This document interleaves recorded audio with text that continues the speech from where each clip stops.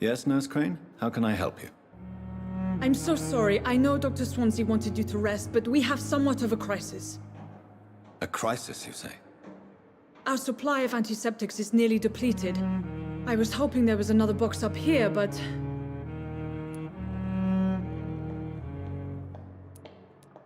What type of hospital are you running? No antiseptics? You have been away too long, Doctor. With the war and now this epidemic, supplies have been running scarce for months now.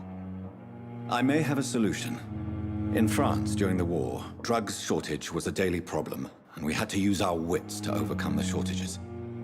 However do you mean? If combined correctly, certain household chemical products can be used in a pinch instead. Now, where's the hospital storeroom? The storeroom? Fat chance. This is the Pembroke, and space is luxury we don't have. Everything used to be stored in the old morgue. Perhaps I should look there first. Where is this morgue? It's the large building behind the hospital. You'll need to go in the back door because it's been sealed off for sanitary reasons. Take this key. It opens a small back entrance at the end of a narrow street. The abandoned morgue behind the hospital. A small door at the end of a narrow street. On my way then. Thank you, nurse.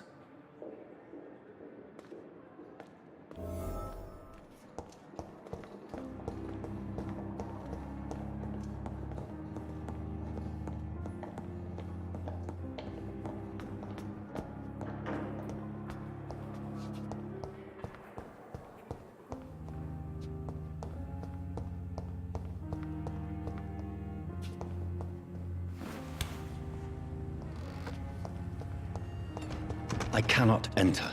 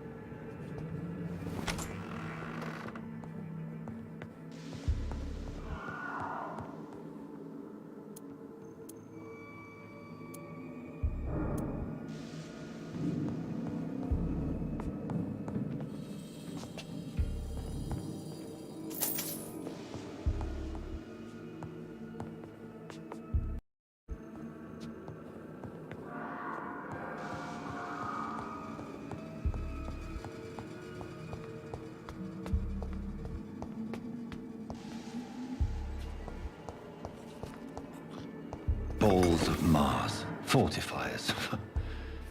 As popular as they are ineffective. But they do contain iron tartrate, and that might prove itself useful.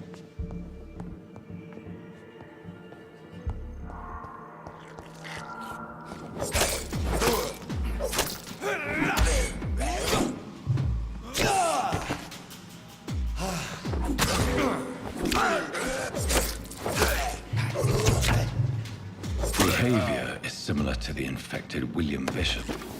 Must be the same strain. This sickness moves faster than influenza. This key will surely grant me access to the basement.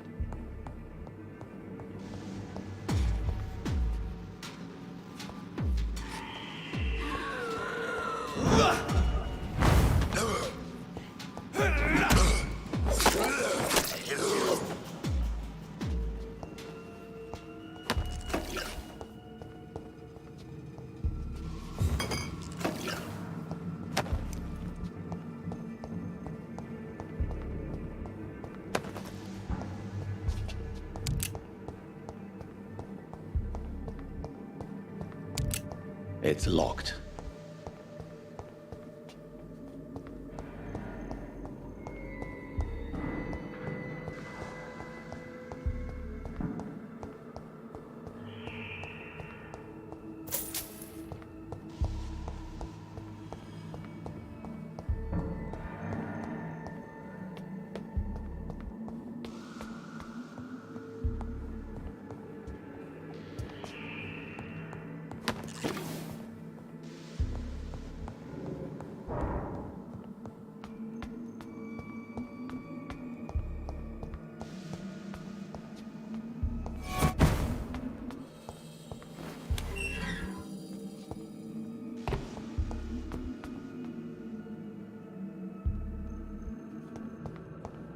These scowls feed from corpses and the husks of animals. They're not out of blood.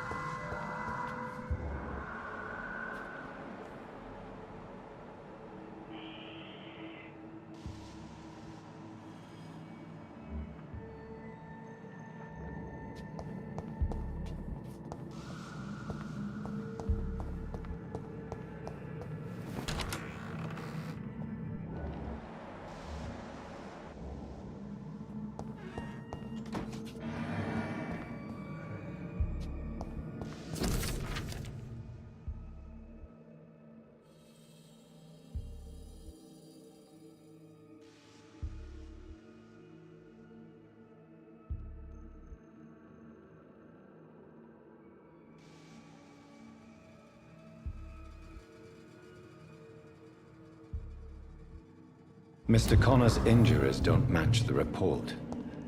I'd better look into this.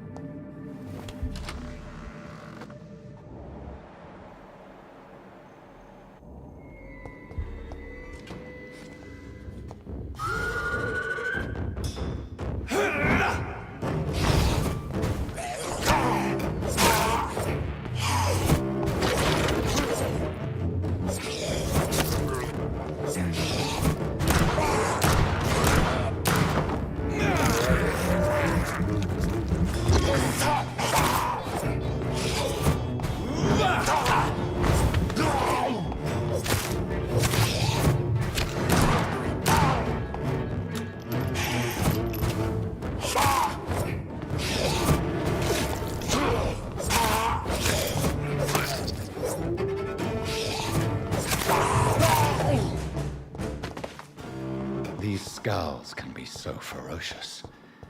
I'm not sure I can defeat them without becoming stronger. To drink blood is so tempting.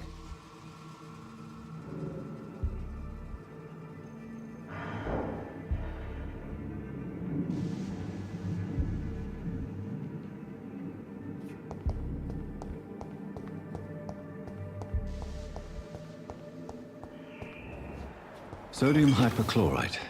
Dangerous to administer, but efficient in the proper dosage.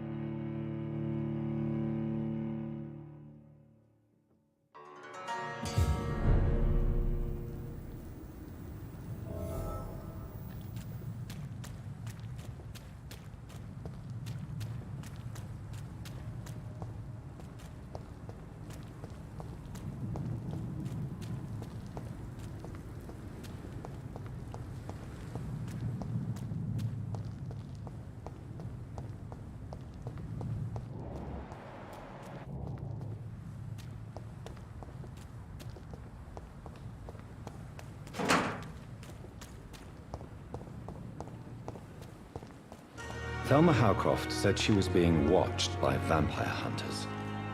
Where are they hiding? I should investigate. Good evening, Dr. Reed. Such a pleasure to see you again. Please show me what you have to sell. Of course. It's just trinkets and curios, really.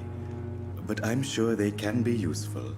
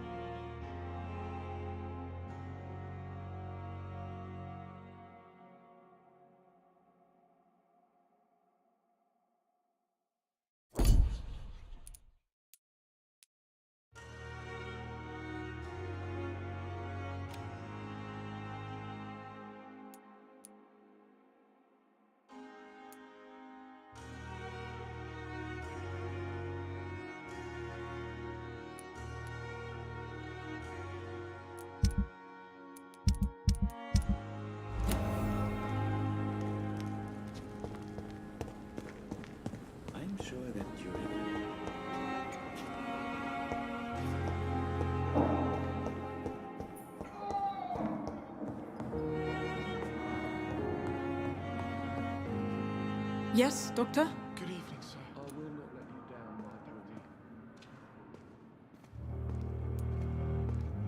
Brody. Please, could you point me in the direction of the morgue again? It's the large boarded up building behind the hospital. You can't miss it. The key I gave you will open the small back door to it. That's all for now, Nurse Crane, thank you.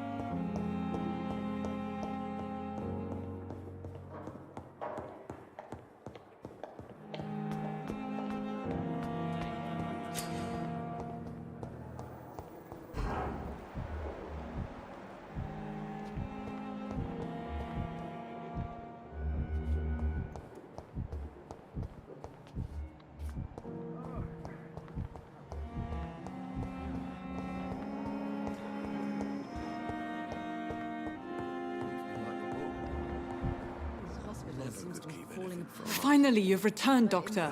Did you find anything of value? Yes, nurse. You've worked your first miracle, Doctor. Now, this patient here needs immediate treatment. Duty calls. When the storm has passed, I'll show you how to mix the remedy yourself with the same basic ingredients. Many thanks, Doctor. When you've finished, you ought to report to Dr. Swansea in his office. He's been looking for you. Seemed pressing.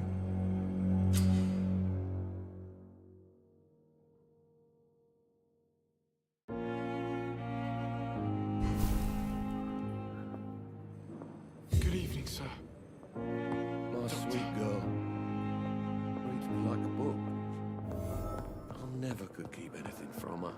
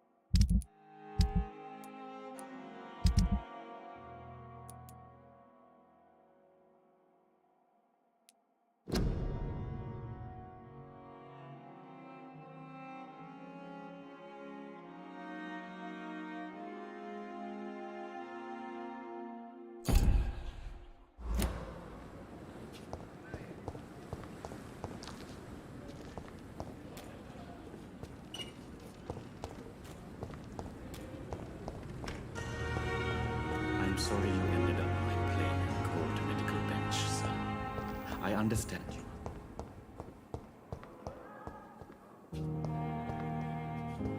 It's locked, all right.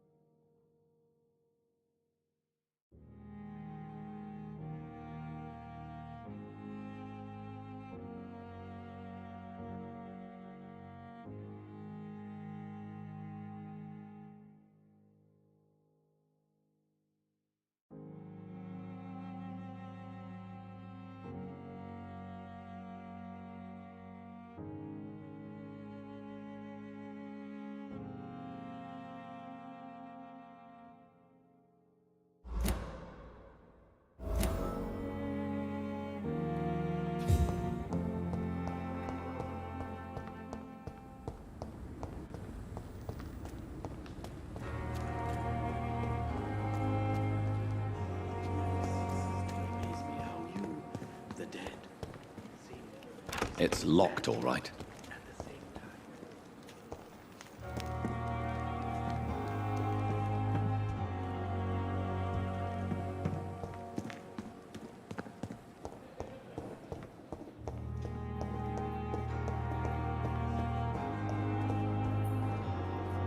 You at our side, Dr. Reed.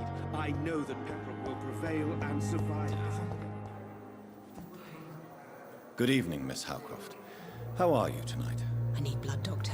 Warm, rich, vibrant blood.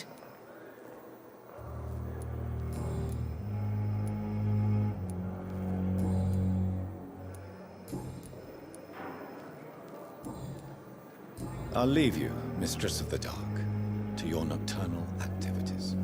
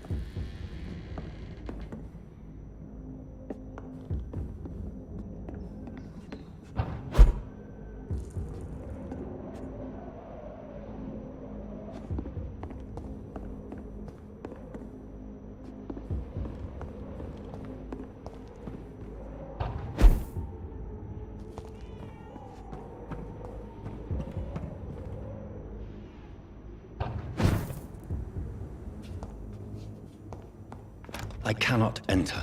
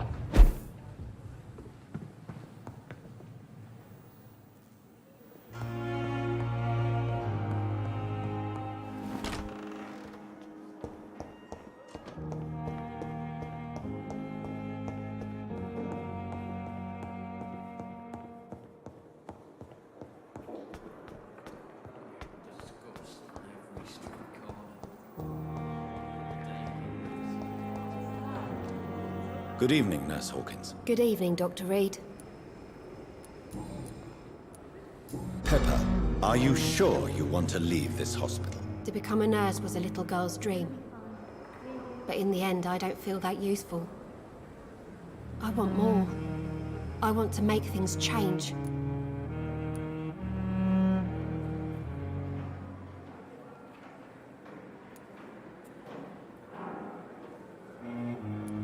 This is unacceptable. If you leave this hospital while we're facing the worst crisis ever, it just means you never were a real nurse. I am a nurse, and a damn fine one at that, Doctor. If I ever leave this hospital, it will be after the epidemic has passed.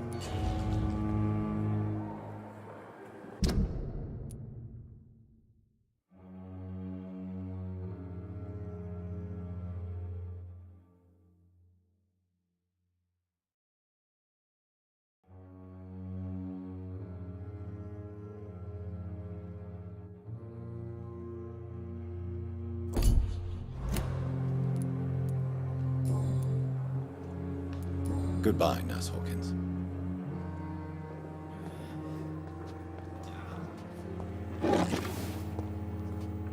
Good evening, Miss Howcroft. How are you tonight? I need blood, Doctor. Warm, rich, vibrant blood. Tell me, Thelma, what do you really know about vampires? I saw one and he saw me. I watched him hunt and kill. I saw his terrible wounds heal as his victim died. And then I knew I was saved. You mean you actually saw a vampire? Here in London? Yes. And it has been the answer to my pain. I must drink and kill to regenerate my decaying body. I am a vampire too.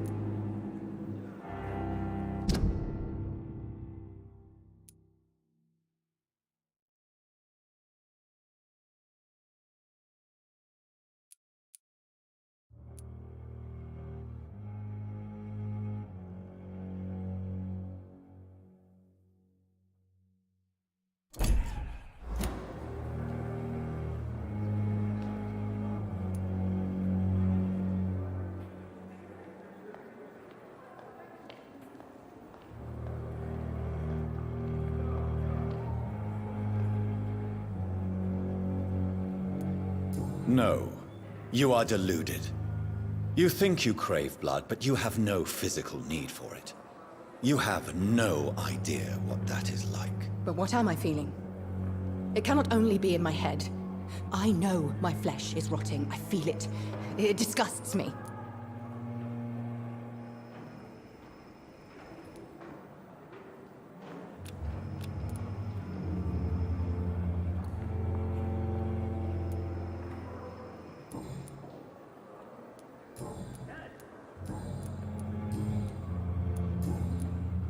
I'll leave you, Mistress of the Dark, to your nocturnal activities.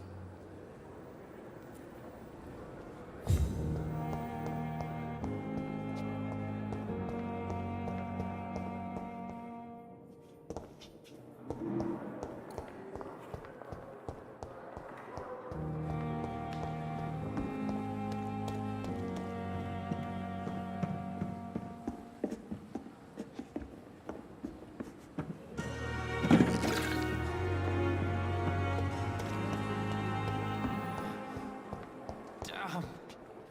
The pain. It's here again.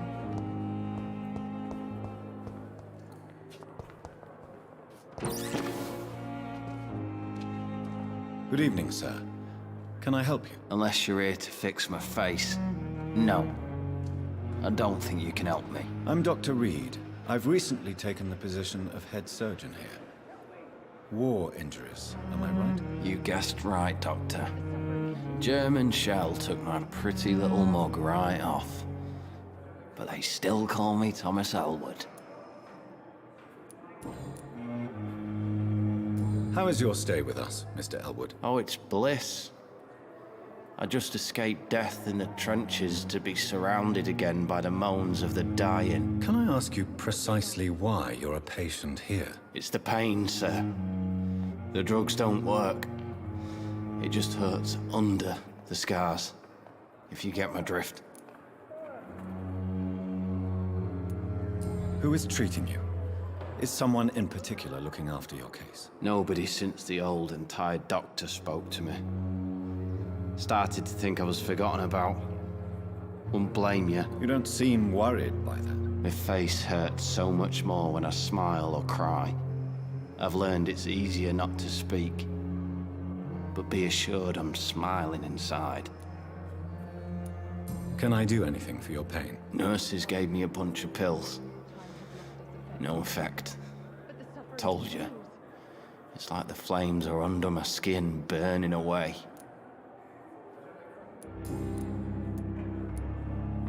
Why do you feel responsible for the injury, Thomas? What really happened? I wasn't disfigured by any German shells. It happened during my leave. It was an accident. Tell me what really happened then. I went with a whore in Rouen. Dead drunk I was. The hotel was a shithole. There was a fire that night. Did you start the fire? Were you trying to avoid going back to the front? That's not uncommon, you know. No. It's just that I was asleep when the flames reached the room.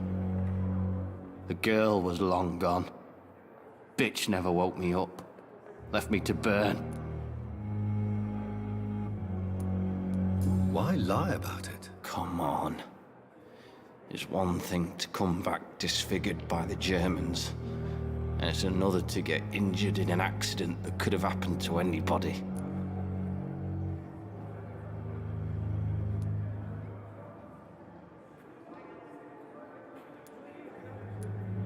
Beauty is not everything, Mr. Elwood. Says Mr. Pretty Face.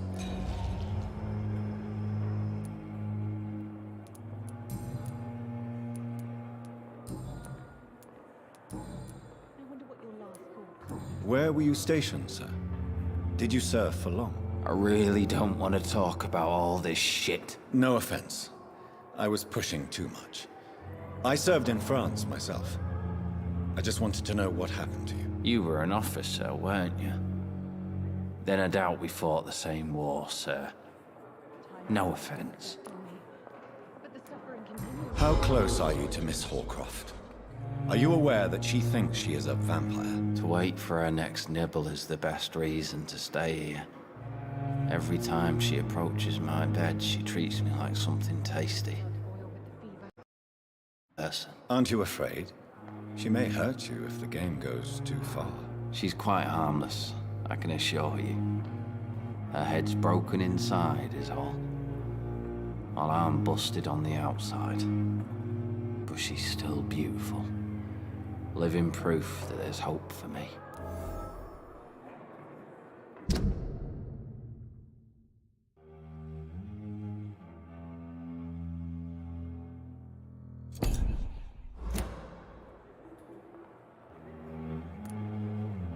So do you let her bite you? No, that's not sanitary. And why not? She's only supping a few drops of me blood. And the pain, it's real for once. She could decide to bite less willing patients. Then it's another good reason for me to stay here, Doctor. You do realize she's mentally disturbed. It's called the Cotard syndrome. She truly believes she's a vampire. In her madness, she never refers to my scars. And frankly, if I could, I'd join her world. It seems much more fun than the real one.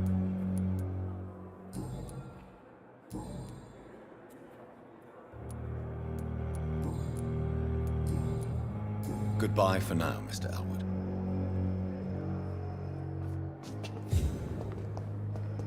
I wonder what your last thoughts would be, sir. Good evening, Miss Howcroft. How are you tonight? I need blood, Doctor. Warm, rich, vibrant blood. Tell me, Thelma, why do you feel so attached to Mr. Elwood? Why him? I'm not sure, Doctor. I think we have a bond of some sort. We've both suffered so much. He's the only mortal I find interesting.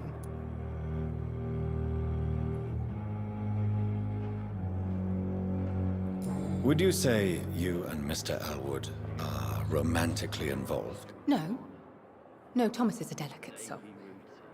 Even though he disguises it. But I am not the woman he needs. No, for I am a vampire doctor. Do you plan to make him a vampire too? Of course not. How could I inflict my curse on anybody else? I'm not that cruel, Doctor.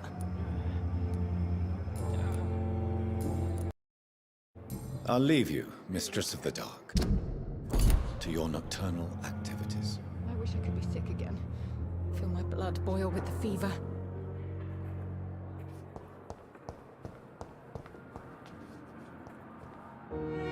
Good evening, Mr. Hampton. How do you feel? Dr. Reed, is it? Oh, sir, I must for my behavior. What do you mean? I was not myself in the factory. Fear and exhaustion made me say awful things to you, I'm afraid. You remained perfectly nice and polite. A little delirious, perhaps. But who wouldn't be after enduring an abduction? Thank you, Doc. Now all I need to do is rest and return to my flock. How did you end up in William Bishop's den? I had received alarming news about his recent behavior. I went to his place and he refused to let me go.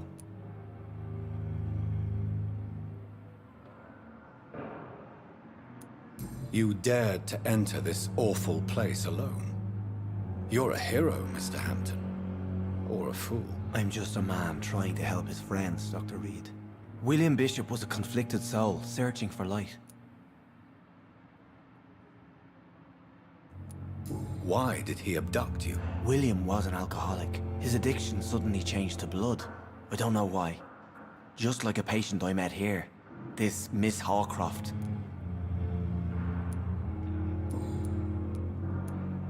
Do you know Tom Watts, the bartender from the Turtle? I met him before I found you in the canning factory. Tom? Yes, of course. Always the helping hand, good old Tom. Without men like him, corruption and despair would have wiped out the East End long ago. Who should I avoid in this part of town, then? Any particularly evil figures? Not really. Most men and women are just doing their best. And it's not my habit to speak ill of people I know, Doctor. People are still in despair. How could it be otherwise? The authorities have left us all to rot in this contagious nightmare. No drugs, no advice, nothing. It's a damn shame.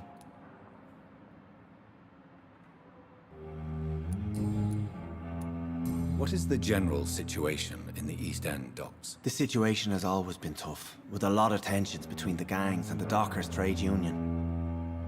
The wet boot boys are very nervous since they lost their leader. Has the gang been threatening you? Ah, no. I've had this nickname for so long, you know, the sad saint of the East End. No one dares to bug a saint, not even criminals. Who leads the gang now? Since Clay Cox went missing, it's his wife Edwina who runs the show, with the assistance of her minion, Booth Digby.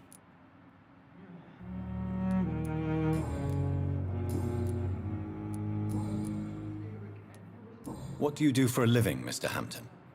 I can't help but notice the cross around your neck. I manage a night asylum for the poor and homeless of the docks, and I try to guide the lost and hesitant on the right path to our Lord. Are you a priest, Mr. Hampton? A deacon, maybe? Not at all, Doctor. I'm just a man of faith willing to preach the good word. Why didn't you use your cross against William Bishop? To repel him somehow? That's a very strange question, Doctor. A cross is no magical token, if that's what you were trying to say. Not mine, anyway. How do you feel, Mr. Hampton? Medically speaking, I mean. I feel exhausted. Beyond exhaustion, actually. William drank so much of my blood in his madness. I feel empty. You're in good hands here. Dr. Swansea is well versed in blood transfusion, and I'm sure he'll take the best care of you. Thank you, sir. I believe all I need is rest, And then I can go back to the people who need me. Have you made friends since you arrived? Not really, but I recognize Miss Harriet Jones. I knew her when she lived by the docks. That poor woman had such a miserable life. You never came to see her here at Pembroke. Receiving visits when sick can be an important part of the healing process, you know. We're not just bodies. You're preaching to the converted now, Doctor. To be truly honest, I thought she was dead. She left the docks many months ago. Goodbye, Mr. Hampton. We'll talk again later. It's locked, all right.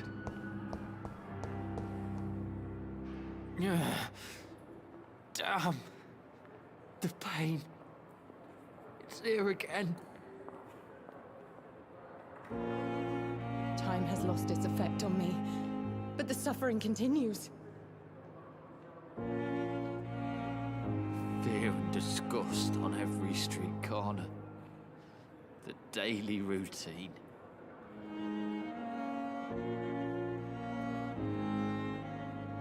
I wish I could be sick again.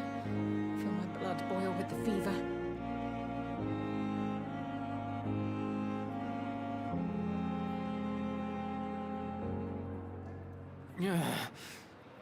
Damn. The pain. It's here again.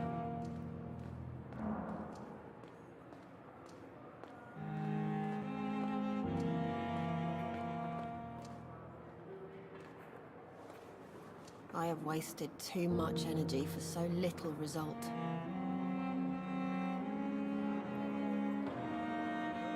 Fear and disgust on every street corner. The daily routine.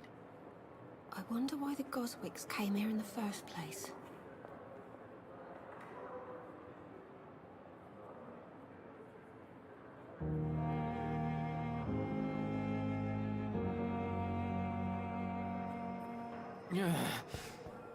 Damn.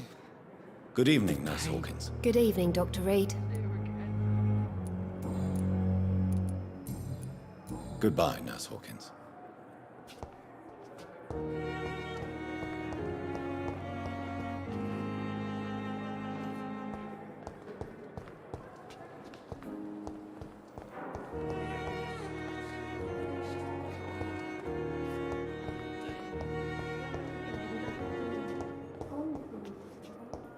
I'm so tired.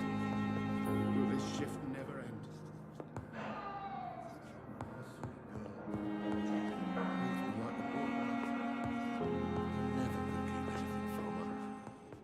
Good evening. Good evening, Dr. Strickland. And good evening to you, Dr. Reed. Can I be of any help?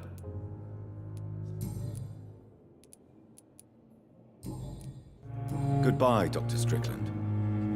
To calm the children, Ellen. I'm quite busy right now, Dr. Reed.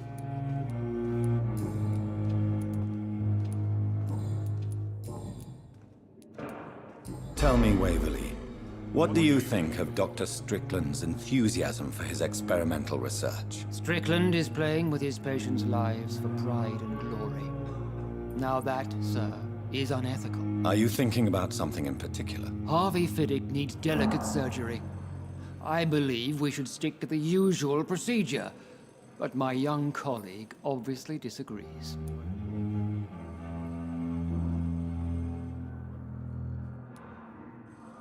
Why do you wish to lead this surgery? I strongly believe that Mr. Fiddick should not be butchered to test an unproven procedure.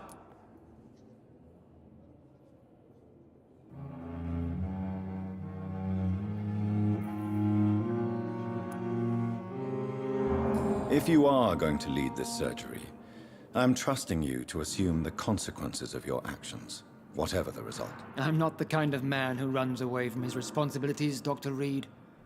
There is no need for you to be looking over my shoulder. And are you not afraid that your rivalry with Strickland may be blinding you? Rivalry? I guess you could call it that. But I will never be childish enough to let my personal feelings affect my judgment.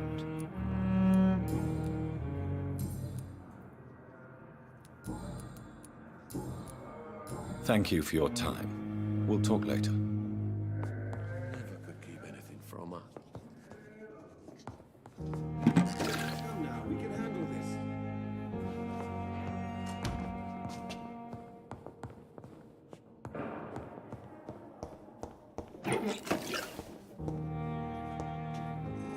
Good evening, Dr. Strickland. And good evening to you, Dr. Reed. Can I be of any help?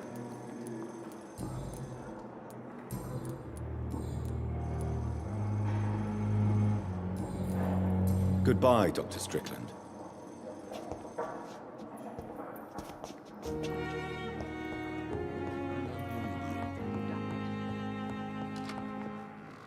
Good evening, Mr. Fiddick. Good evening, Dr. Reed.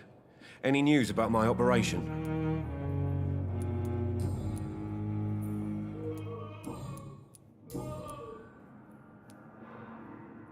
Tell me about your injury, Harvey. Why do you feel so guilty about it? My wife died because of me. And now I may lose everything because I've been careless enough to hurt myself. What an arsehole.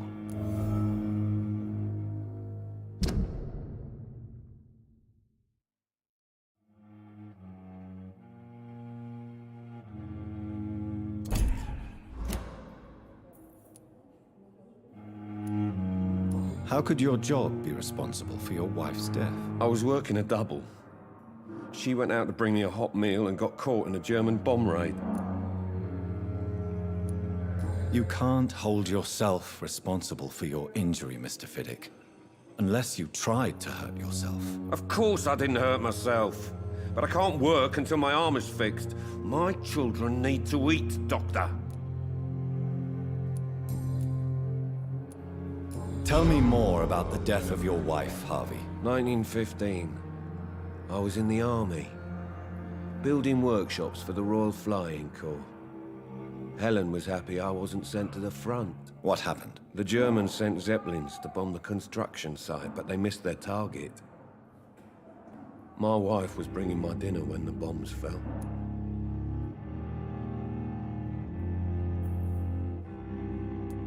How are your children after losing their mother? They were smaller then. The only good thing about this is my Helen didn't bring them with her that night. I'm sorry for your loss. So many died during the bombings. Lived in France and witnessed the carnage there. I would like to say that she didn't suffer. Truth is, I have no idea. I just know that I'm all that me kids have. Poor little bleeders.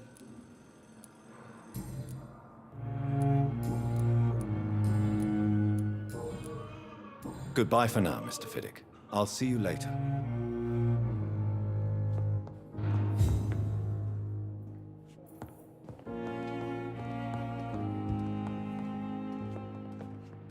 Good evening. I'm Dr. Reed. Can I help at all? No, Really? Why are you here, then? I don't want to talk. My throat hurts too much. I suppose that this pain is the reason you're here. Is someone taking care of you? Yes. And no. Could you at least tell me your name, sir? Mortimer. Mortimer Goswick.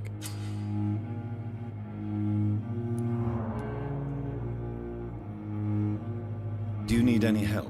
I'm afraid I may, sir. I don't mean to be a burden. You are not a burden, sir.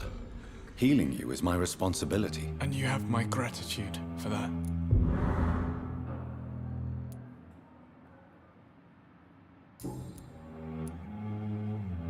How painful is your throat, Mr. Goswick? So painful I'd rather not talk at all, Doctor. I'll let you get some rest, then. Right. Don't waste your time with me.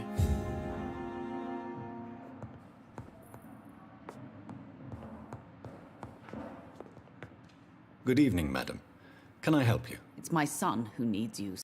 I'm Dr. Jonathan Reed. How can I help your son? I'm Beatrice Goswick, mother of Mortimer Goswick. Could you check on him, please, Dr. Reed? I've heard much of your talents as a physician. Do you require medical attention as well, Mrs. Goswick? I have other concerns right now, Doctor. But I'm fine, thank you. What can you tell me about yourself, Mrs. Goswick? Not much to say. Just take care of my Mortimer and I'll cover all the expenses. That's all that matters. Are you really that rich? Most of the patients here are of a more humble origin, if I may say so. Yes, thanks to my husband. May he rest in peace. I can cover any needed medical expenses. May I ask if you have an occupation, Mrs. Goswick? I'm a teacher by profession. I teach young women who are more ambitious about their futures than their families. What do you think of your reception here? Any complaints? I have had the uttermost reservations about this hospital since we arrived. But we had no other choice, considering the state of emergency. Is there something in particular that's bothering you? Some of the staff were not especially...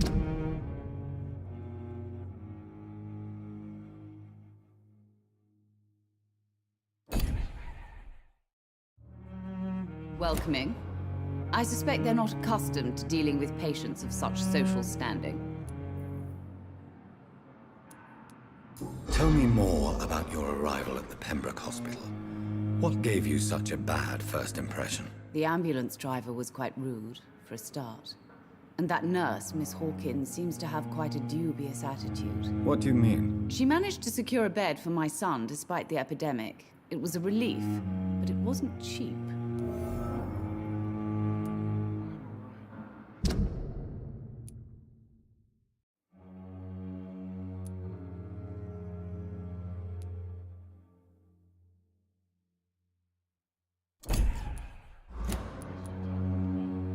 She charged you for a bed? Yes, and I paid without question, considering the urgency of the situation. I share your concern, Mrs. Goswick. Be sure that I'll talk to the people involved. I don't expect compensation, Dr. Reed. But I'm aware such behavior would not be tolerated in other hospitals.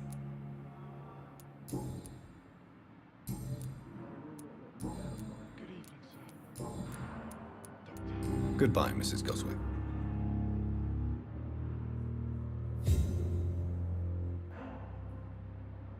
My sweet girl. Reads me like a book. I'll never forgive it.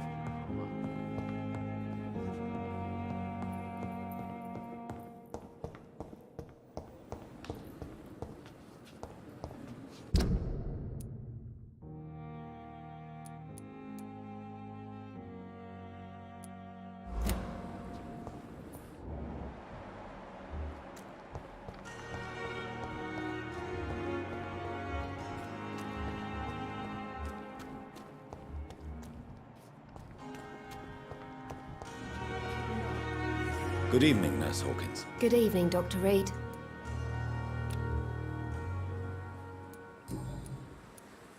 Milton cheats patients out of their money at this hospital, Pippa.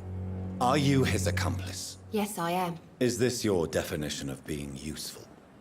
By abusing the sick and poor? No. It is my definition of getting out of this useless life once and for all. Why do you do it? Why not? Most of the sick who paid for a bed are already dead, or will be soon. Don't you see the futility of all this?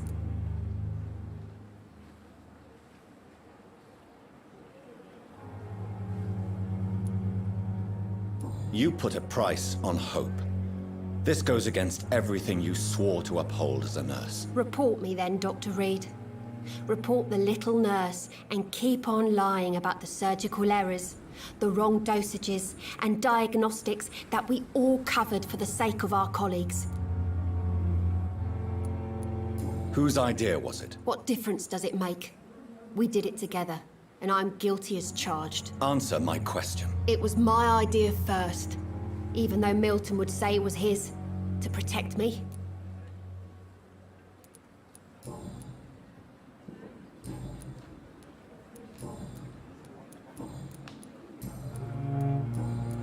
Goodbye, Nurse Hawkins.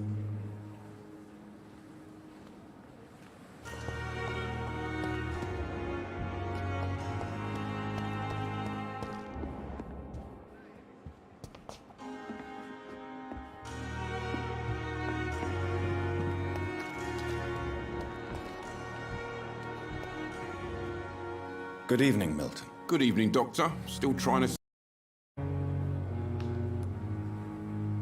I'd like to see your goods. Wise choice, Dr. Reed. A reliable gun is what everybody needs these days.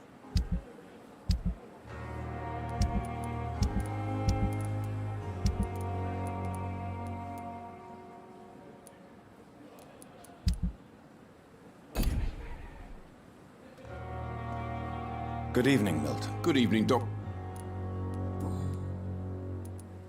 Why do you have such a mediocre reputation among your colleagues, Milton? Fuck them. Nobody knows the horrors I've seen since working here. This city was sick long before the epidemic, Dr. Reed. I know it's a difficult task, but correct me if I'm wrong. Is this not the job you are paid to do? I've seen babies left to die while their brothers were properly fed. Underage girls and boys sold to all manner of perverts. I'm sorry, I don't know what to say. Yeah, exactly. We lack words. So excuse me if I don't look on the bright side of life.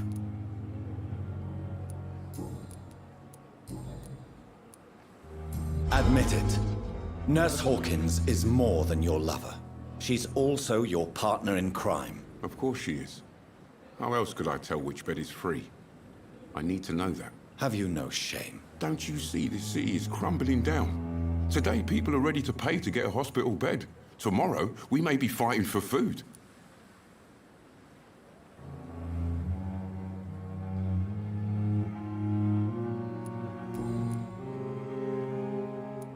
Goodbye, Milton.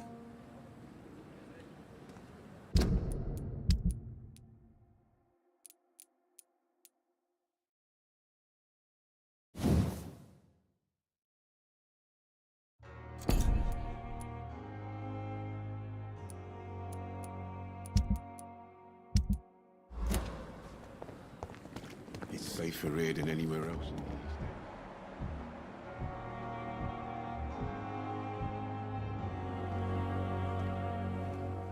Good evening, Dr. Tippett. Dr. Reed, any good news to share?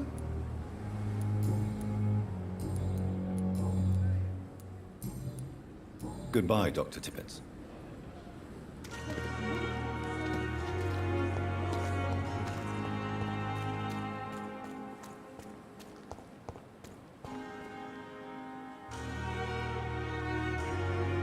Good evening, Mr. Cox. Dr. Reed, still working at night, I see. I like that. And why is that? People who don't sleep at night always seem more alive to me. More interesting, one way or another.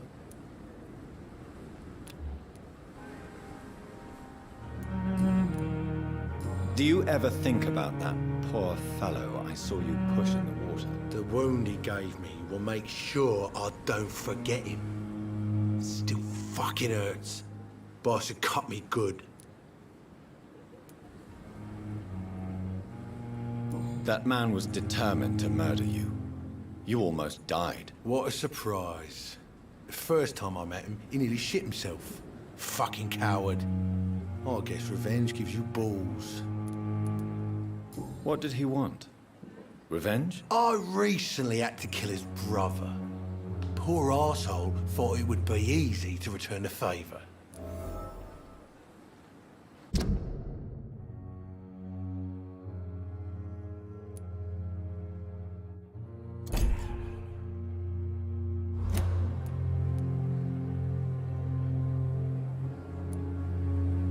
Only the strongest survive, then? Survival at all costs. Is that all you think about? I'm the toughest bastard you'll ever meet, Dr. Reed. And I don't give a fuck what you think of me.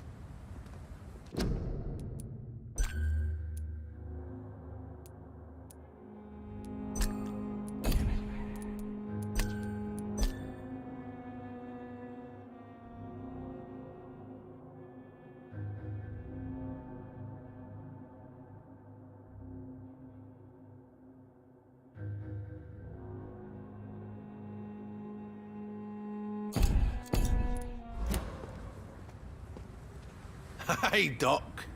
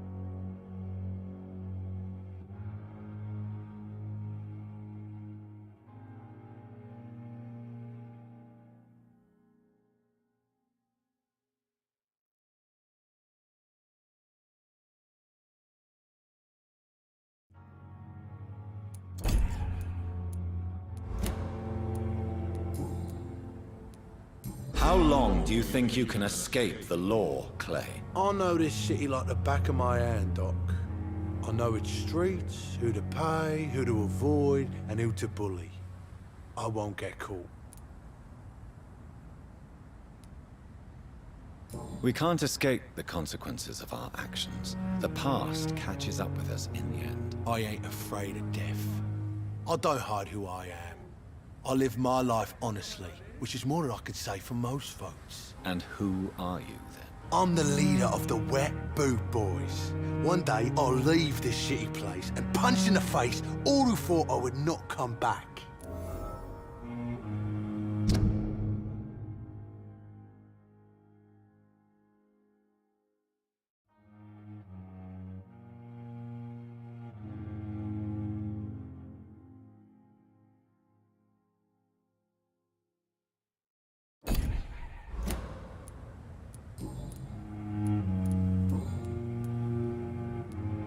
Do you ever think about that poor fellow I saw you push in the water? The wound he gave me will make sure I don't forget him. Still fucking hurts. Boss had cut me good.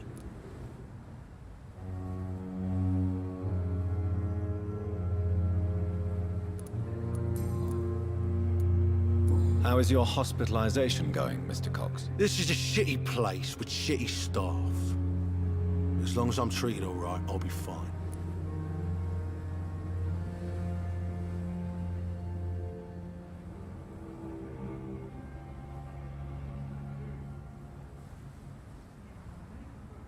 What's wrong with the hospital? Come on, Dr. Reed. The place is smelly, sad, and dirty. But you're alive thanks to the efforts and dedication of the staff here, aren't you? What are you expecting, a medal? I thought that saving lives was just part of the job. Must be an unsatisfactory profession at this time, I'm sure. What's wrong with the Pembroke staff? That bastard you sent to bring me here, Milton. I thought he was going to break all my bones before I reached my bed. I see. Any other smart comments? The nurses aren't too ugly. Especially that foxy one, Nurse Crane. Pretty brunette, tough attitude, all like that.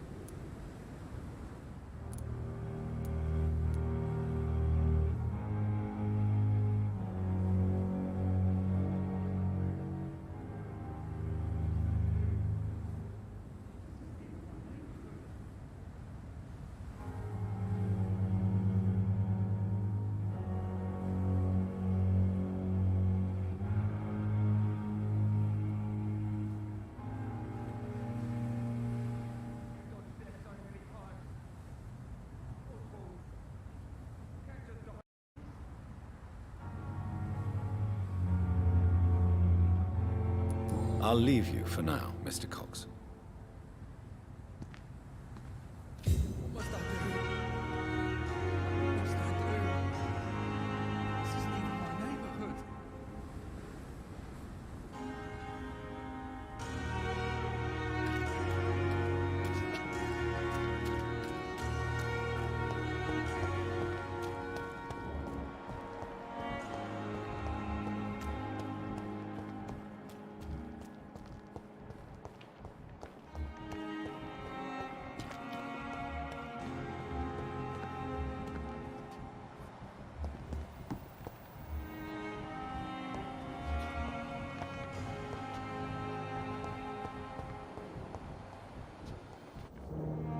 Good evening, Nurse Hawkins. Good evening, Dr. Reed.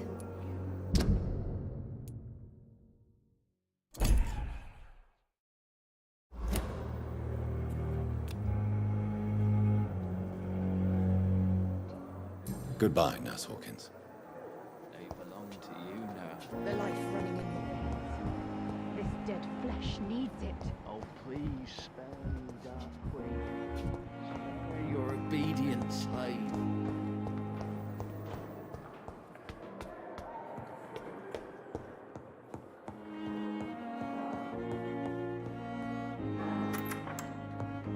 Please, Jonathan, come in.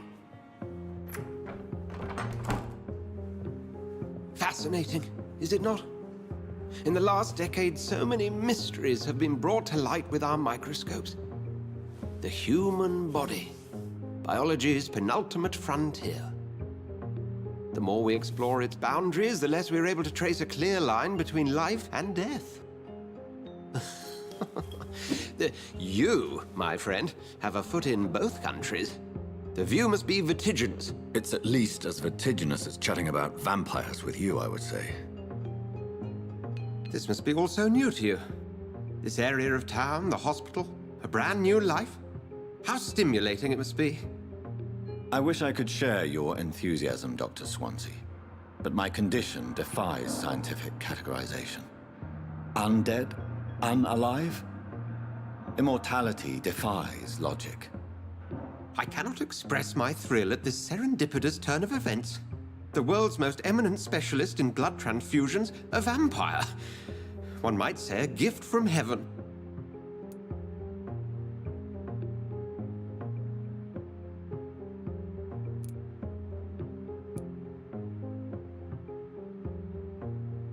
There is an absurd poetry to my situation.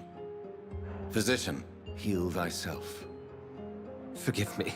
I've been an admirer of your work for a long time, and now you are so much more than a brilliant physician. And please, call me Edgar.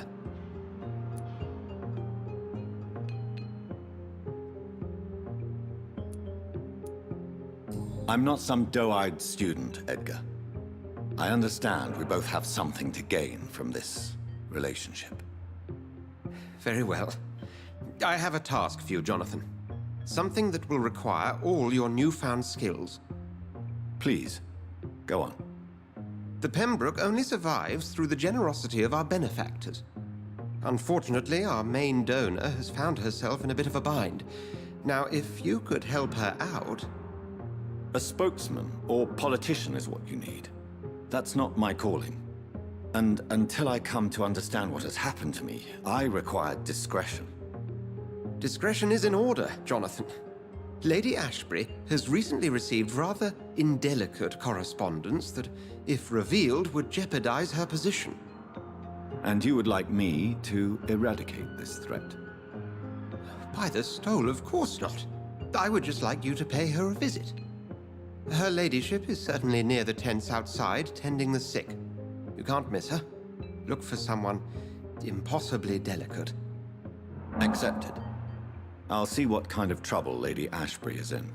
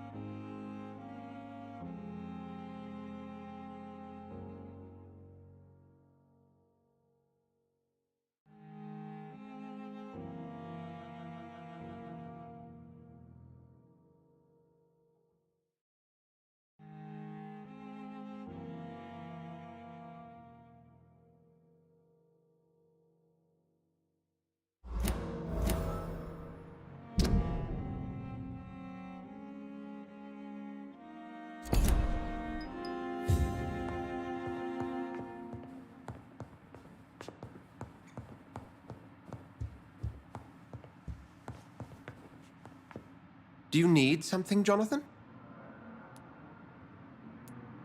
I have just a few questions. Then ask away. I'm at your service, Doctor. You mentioned something about a secret society. A brotherhood, if I recall. Could you elaborate? Certainly. I've been a member of the Brotherhood of St. Paul's Stole for several years. We are pledged to monitor and report vampire activity in England as impartial scientific observers. That explains your nightly wanderings about the docks and the questions you ask. I feel it wasn't mere coincidence that led us to that part of town. There was something as yet unseen that set those chain of events in motion. Yet you don't fear me. And still, you know the monster that lurks beneath the civilized surface. The Brotherhood has studied your kind for centuries. We believe you are as supernatural as a lion is to a gazelle. Since I'm the one working for you, what should I know about Pembroke Hospital? Well, for many years, we have been the only medical facility in this part of town that people can rely on. We support the community here, as well as provide health care.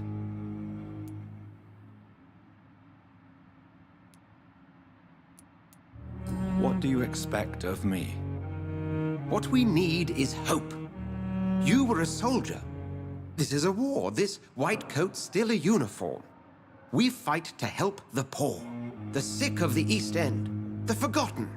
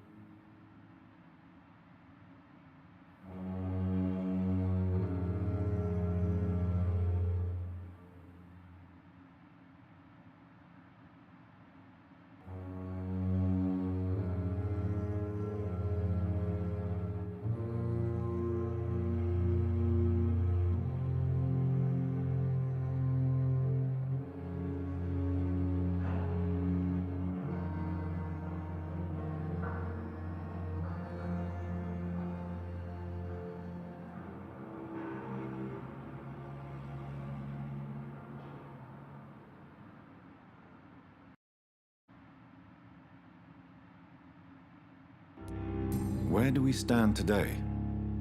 Well, to be honest, we cope on a day-to-day basis. The first wave of the Spanish flu last summer took us by surprise. We lack many of the basic necessities needed.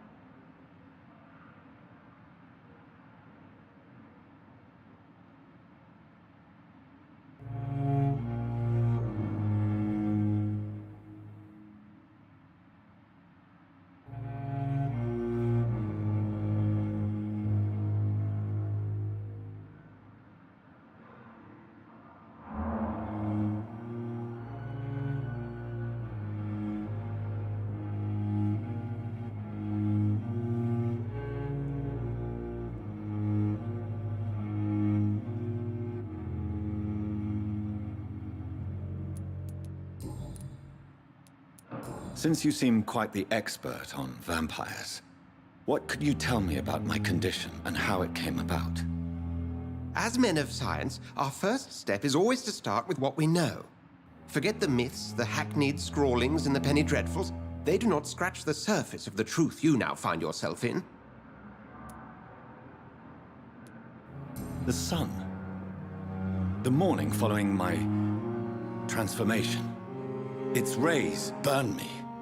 There was pain, smoke, and my skin blackened. You will find there is very little that can kill a vampire, my friend. You have been offered relative immortality. The sun will most certainly hurt you, leaving you weakened and damaged, but it will not destroy you. Must I take a life to live? You are a vampire. You feed, and blood is the sole sustenance that can sustain your immortal frame. And only a living creature contains the nourishment you require.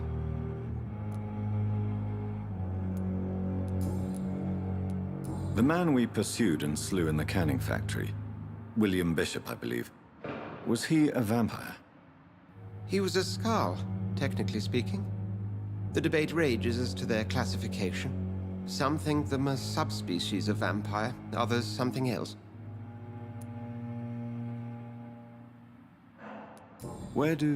How do Skals come into existence? The name means slave. The etymology may indicate that they are a lesser species of vampire. From what I know, vampires tend to despise them. Just for clarity, what differences are there between myself and a Skal? A Skal is easier to eliminate, Jonathan, even if they remain formidable foes for the unprepared. Vampires... Now, vampires exist beyond the mortal realm.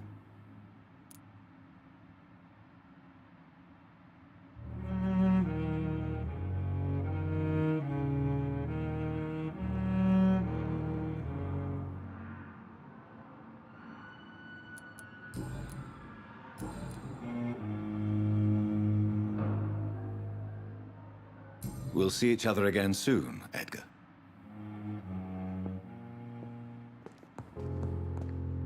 Do you need something, Jonathan? We'll see each other again soon.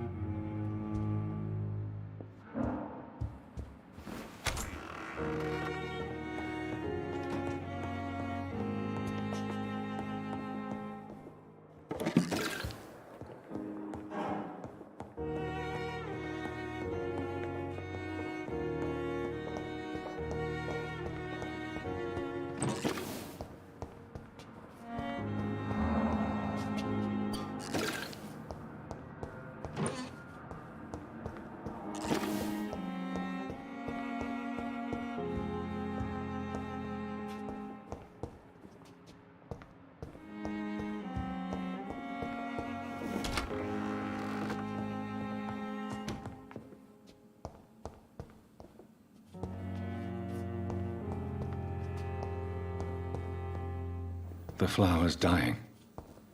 It needs water.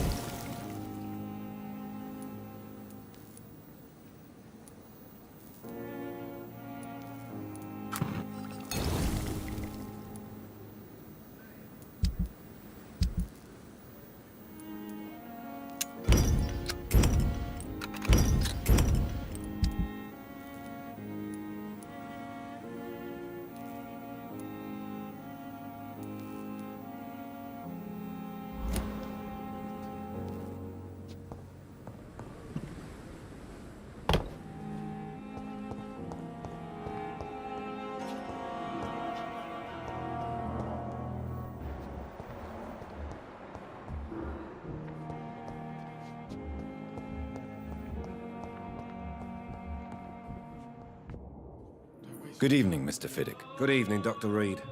Any news about my operation? Is there anything else that's bothering you? Can I help in any way? I'm all right. Considering the state of this place, I should consider myself lucky, I guess. Have you heard talk of any blackmail here at the hospital? No, nothing.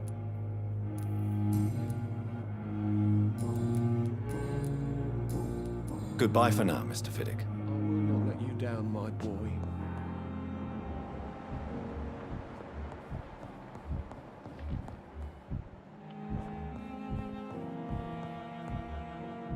With you at our side, Dr. Reed, I know that Pembroke will prevail and survive this epidemic. Dr. Reed, may I help you?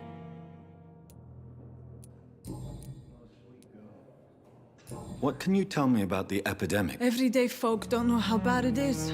News on the front. It seemed to be for a while, but that was only last summer.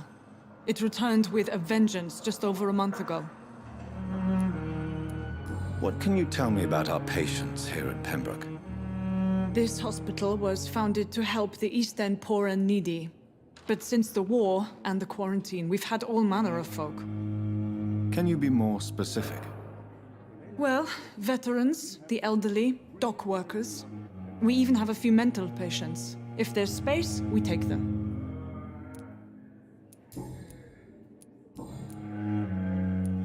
For how long have you been working here, Nurse Crane? I first volunteered in Pembroke in 1911, a few months after Dr. Swansea was appointed. And before you arrived here? If you must know, this was my first job. Well, Dr. Swansea certainly has confidence in your abilities. Are you in charge of the nursing staff? Not in an official capacity, but the Pembroke doesn't always work above board, so to speak. What about medical protocols? Dr. Reed, we don't have the money and resources here at the Pembroke like they do in the West End. We do what we can. How is the duty roster organized? Everybody works until they can't. If there's time, they'll eat a meal and shed a silent tear.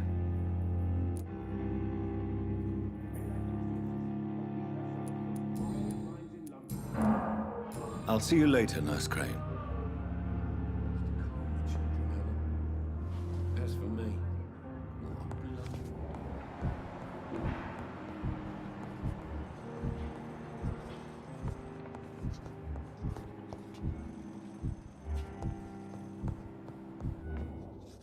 I'm quite busy. Have you heard about any blackmail going on in this hospital? Blackmail? Nonsense.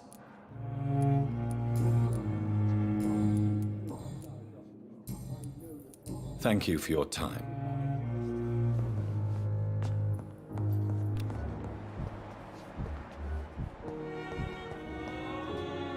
Good evening, Doctor. And good evening to you. Have you heard any talk of blackmail going on in the hospital? If you're running some official inquiry, in the patients, they know more than the staff, especially old Miss Jones. Do you need my medical attention, dear colleague? You don't have to worry about me, Dr. Reed. I am here to assist you, not to be a burden. Tell me, Thoreau, what's the real cause of your dislike for Dr. Ackroyd? He refuses to admit that your blood transfusion technique is the only way to save Mr. Fiddick. I'm convinced we must use it. What Dr. Ackroyd really said is that you lack the skill to perform this operation efficiently. Is there anything you have to say about this? It's a false conceit. Dr. Ackroyd secretly envies your reputation. His jealousy blinds him. I'm not the real target here.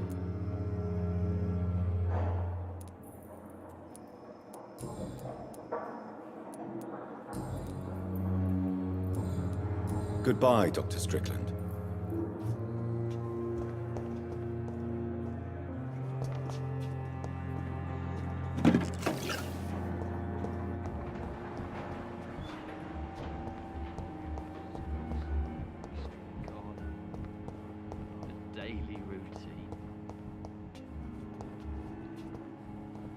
I cannot enter.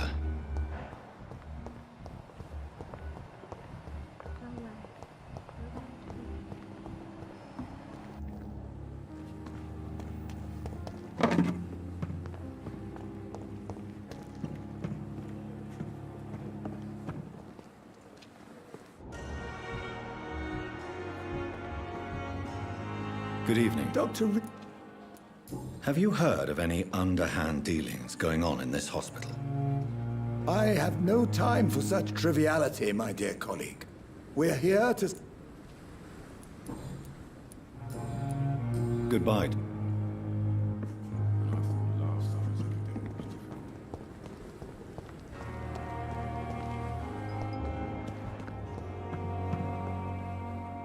Good evening, nurse. Good evening.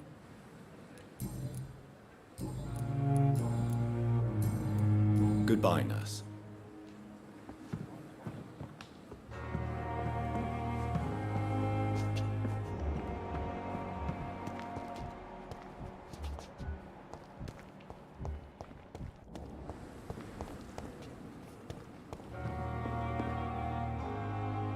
The flu took my dear wife, Emily. I take comfort knowing we'll soon be together again. Mr. Rainfield, that's no way to talk.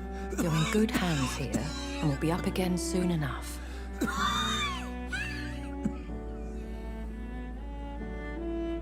Now do me a kindness and get some sleep. I'll be back round later. Your words are kind, the blessings of an angel. You're the sweet, sweet Lady of Mercy.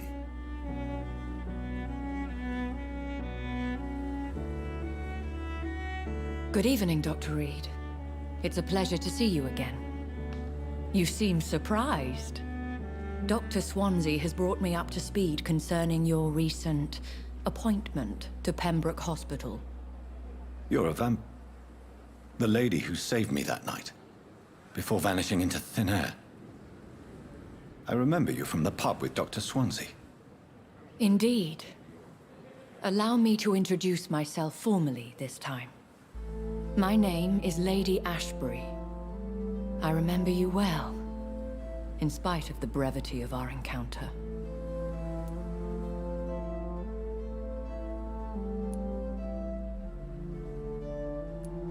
Apologies. You've taken me by surprise. I'm very happy to see you. The pleasure is mine, Doctor. I hope you're more disposed to answer my questions now.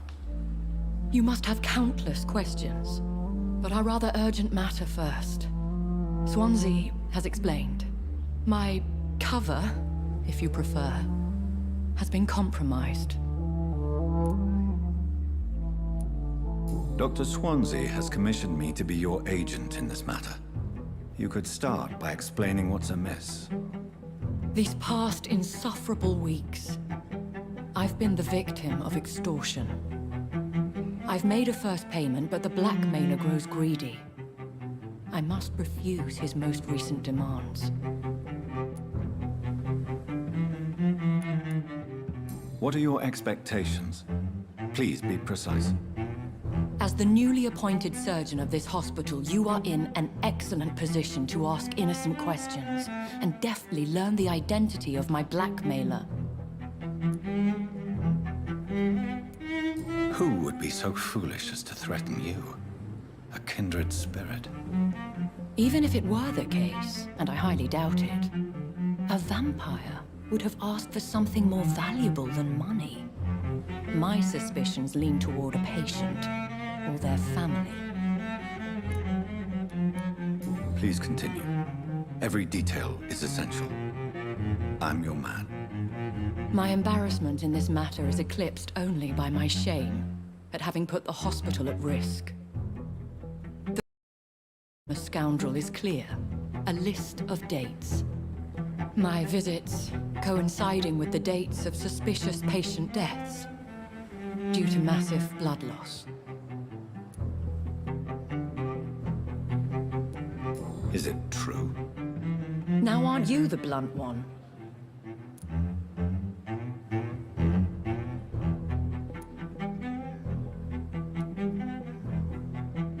We both are afflicted with a thirst for blood, Lady Ashbury. That is our nature. By vocation, we also have reason to visit the hospital.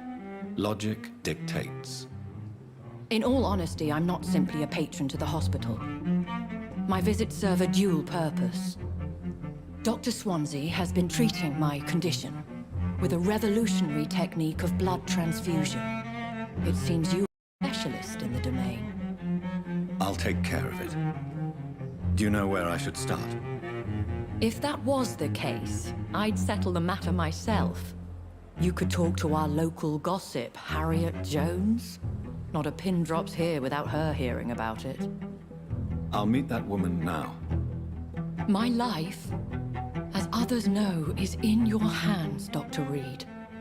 I'm sure of your discretion, but I do fear your powers of persuasion will be put to the test. When this is resolved, I'll be your obligé. I'll answer all questions in regards of your condition.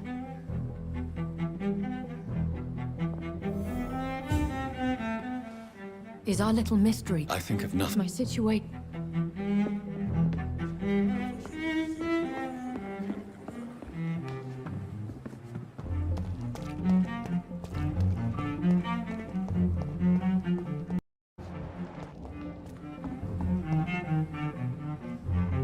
Hey, Doc. You're lucky to be alive, Mr. Cox. I hope you're starting to take better care of yourself. This place is full of sickness and decay. How could I get better at such a dump?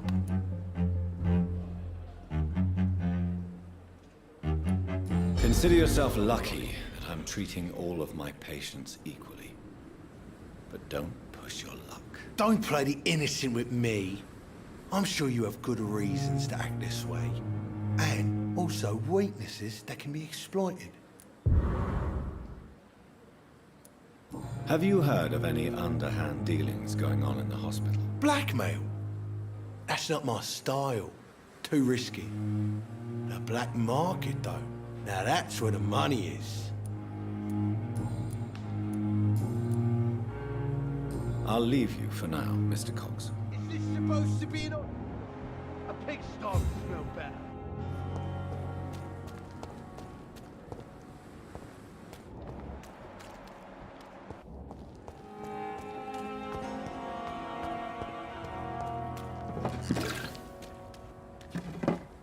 It's locked, all right.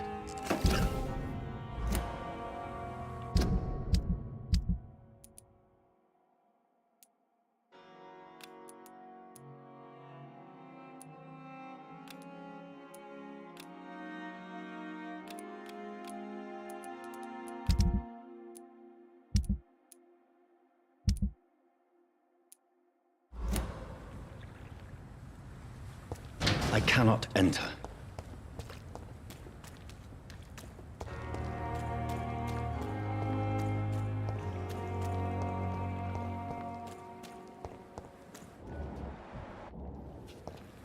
It's locked. Please, sir. I need help bad. What's going on? I'm Blight, sir. Newton Blight. I've lost my mate.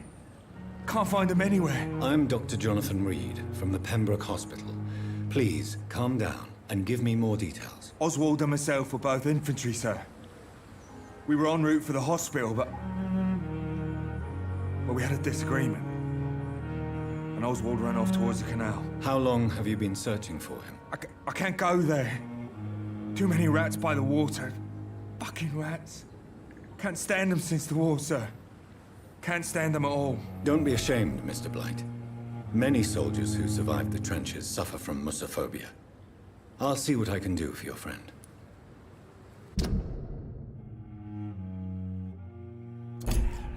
Do you need medical attention, sir? No thanks, sir. Unless you're able to get rid of every rat in London. This is a dangerous part of town. What are you doing here? We were looking for the Pembroke Hospital. He...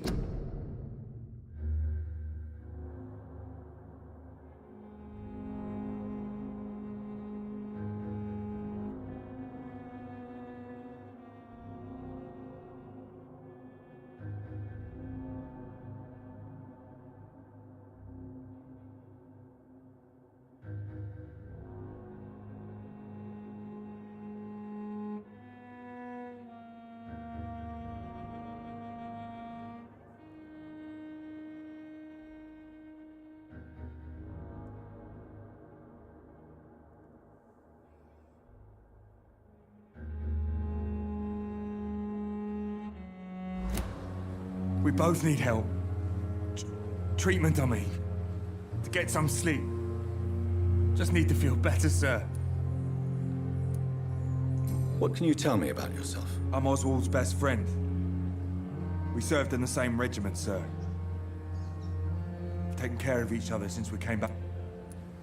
What can you tell me about your friend? His name is Oswald Thatcher. We survived the war together. Oswald... Where was your friend the last time you saw him? He went down by the canal. He didn't want to go to the hospital.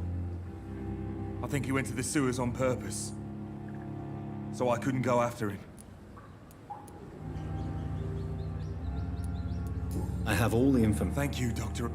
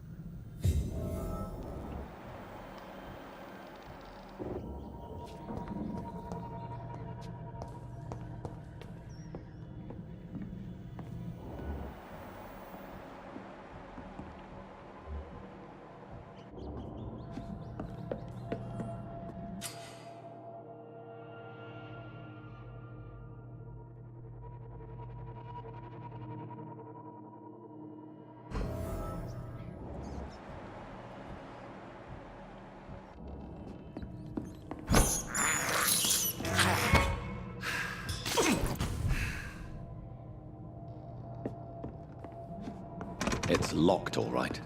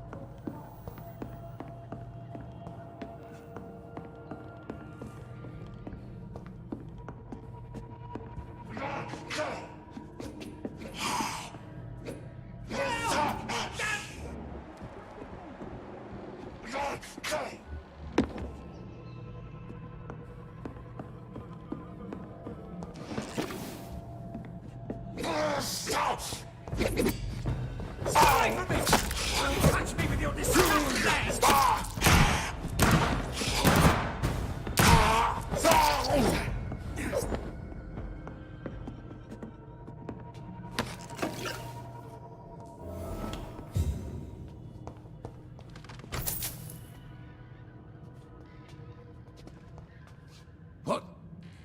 What happened? Who are you? It's all right, sir. You're safe now. Oh, a fellow Englishman. Thank you, sir. For a moment, I thought those bloody heathens had killed me. What are you doing here? This place is not safe. Yeah, it's a cesspool, but it's mine. I came to collect some overdue rent, but those who still live here have gone completely bonkers. You're very lucky to be alive. Yeah, filthy immigrants. Fucking savages, every one of them. And now with this bloody fever, they're just animals. You can find safety of sorts in Whitechapel. If you're quick and cautious, you'll be able to avoid the savages.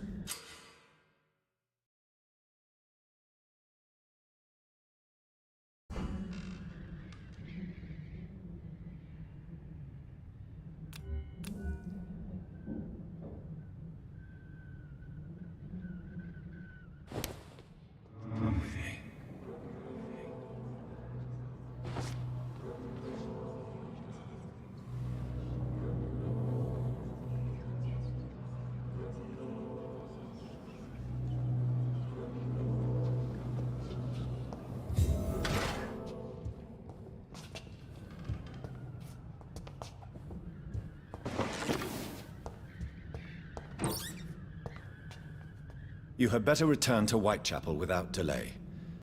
Safer there. Safety isn't really an issue in Whitechapel, because you never are. Never have been. The old place is falling to pieces.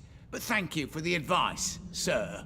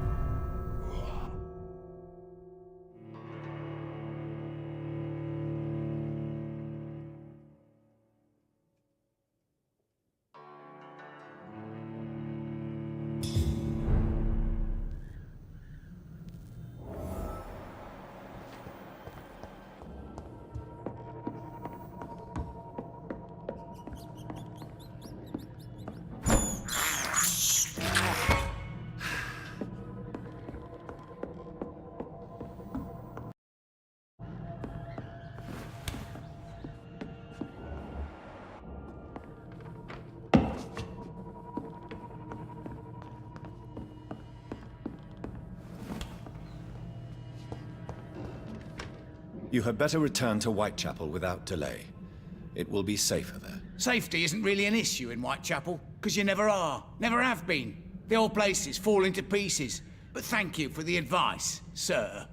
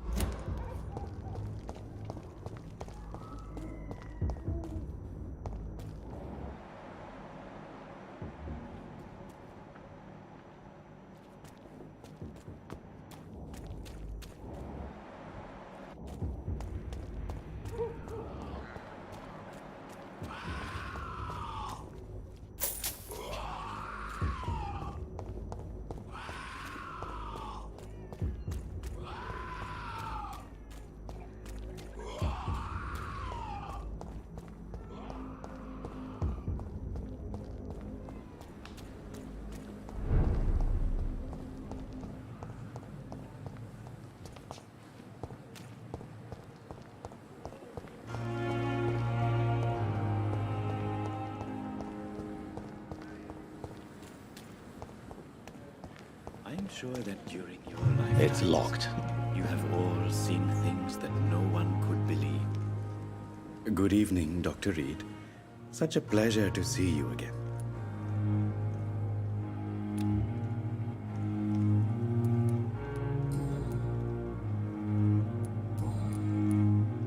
Have you heard of someone blackmailing people in the hospital? Pardon me, sir, but I have no idea what you're talking about. Tell me the truth about your appointment as a medic during the war, Rakesh. The regiment administration appointed me by mistake. I had to learn the job on the spot, sir. Very hard, sir, but I rose to the challenge.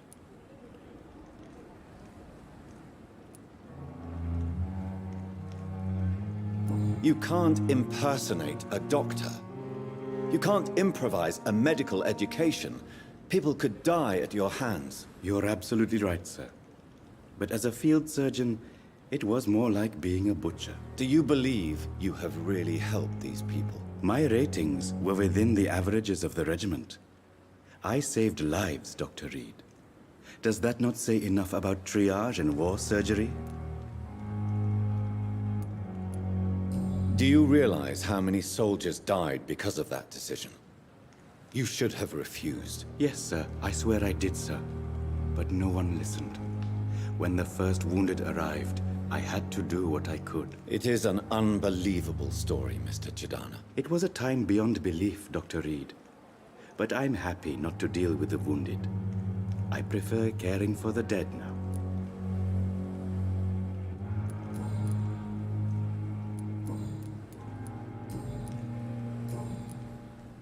Please show me what you have to sell. Of course. It's just trinkets and curios, really. But I'm sure they can be useful.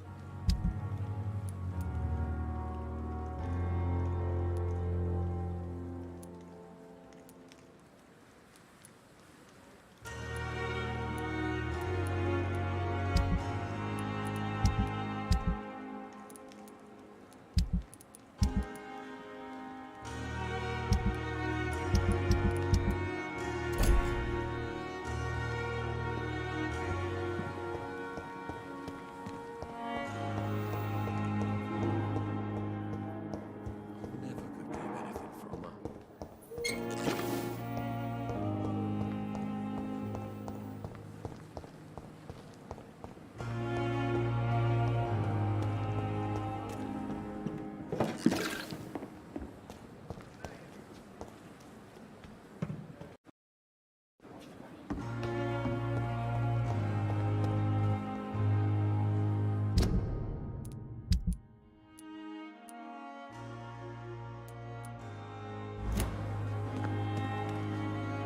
evening, Milton. Good evening, Doctor. Have you heard of any underhand dealings going on in this hospital? There are a lot of secrets round here. I'm not surprised someone tried to make money from them. What kind of secrets? I'm not in the gossip business, Dr. Reed. If you want to know more, you better talk to Harriet Jones. She's the oldest patient here. I'd like to see your goods. Wise choice, Dr. Reed. A reliable gun is what everybody needs these days.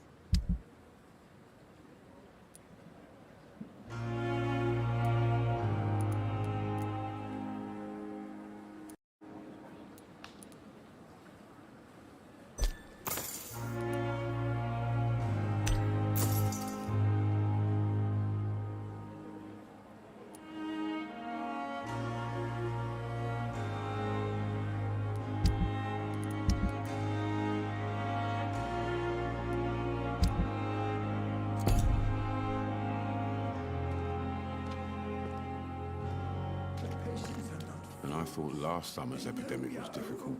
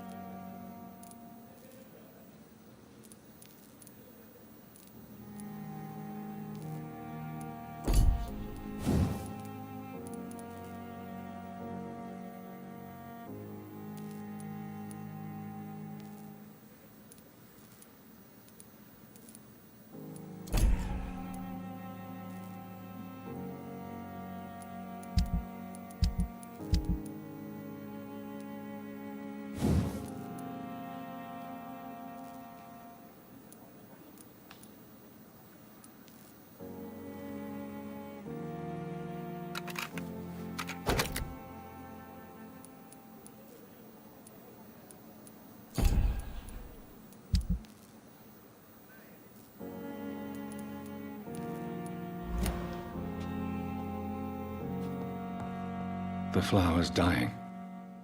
It needs water.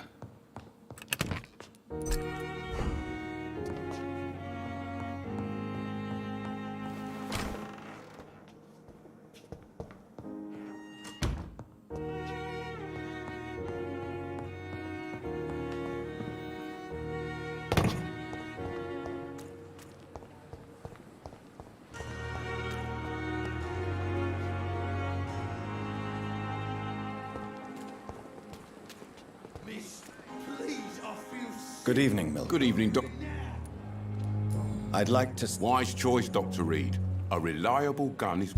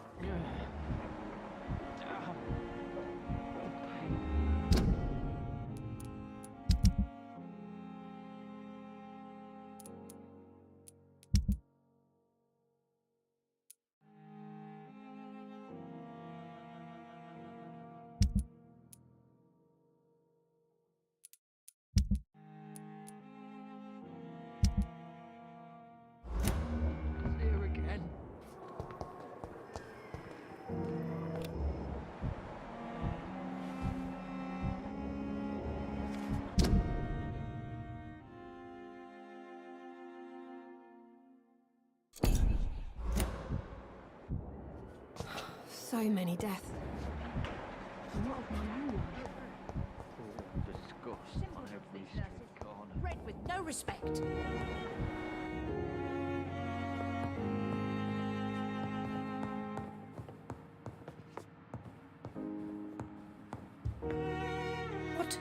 What? What is this? Who are you? Get out of my room. There's no need for alarm, madam. I'm Dr. Reed, the new surgeon. Preposterous. Dr. Reed, you say? I don't want some bumbling intern. Where's Dr. Swansea? Dr. Swansea is quite busy, and I need you to help me get acclimated. I have many questions. How brave. Threatening an old defenseless woman. You know how long I've been a patient here? You've picked the wrong fight. I'm Harriet Jones. Harriet Jones? Indeed. I've been meaning to have a chat with you. You know what goes on here better than any other patient, I gather. Oh, better than any patient, nurse, or doctor. I've seen so many vile undertakings. I heard there have been some despicable goings-on. Was there a case of blackmail? Blackmail? Wait. You're investigating something. This isn't a social call. One of those incompetent cunts slit a poor sod's vein. If I didn't know better, Miss Jones, I'd be inclined to say you enjoy this type of idle gossip. God's honest truth, Doctor. It's just the way it is here. Most of these bitches would let you freeze to death before getting you a blanket. You seem to know more about the goings-on here than anyone else. Beware, Miss Jones, in case suspicion should fall on you. That's it. Blame the old and infirm. I see those little bitches' greedy little eyes. Just waiting for me to pop off they are. I assure you, madam, this is not an investigation into a possible medical error. Debauchery, then? Nurses Crane, Hawkins, Brannigans, whores, all of them. They can't keep their legs shut. I've seen them scratching slutty sores. Really? Well, if you have irrefutable proof, I'll not have the staff behaving in such a manner here. This is your business, Doctor, not mine. But I swear one of the nurses is cavorting with some man on hospital hours. Thank you for your time, Miss Jones. You've given me something to go on. See you on the next round.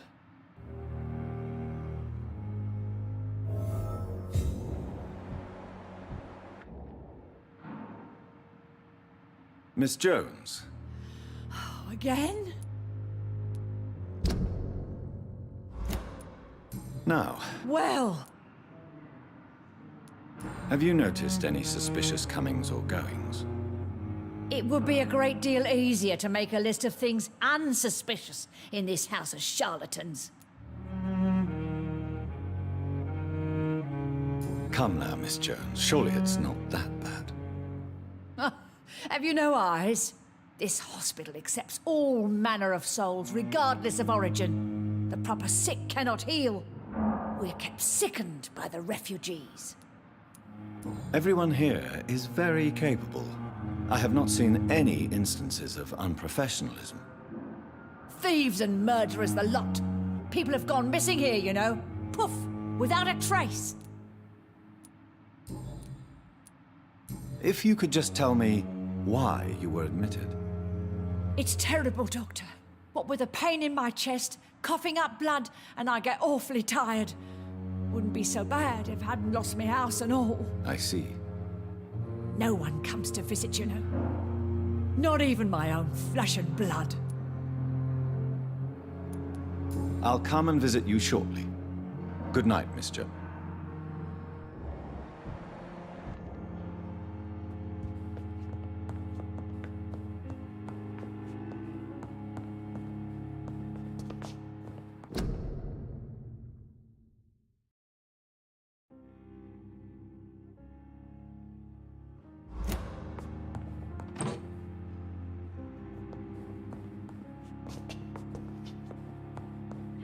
The patients and staff might know something. I'll start my investigation with them. It's here again.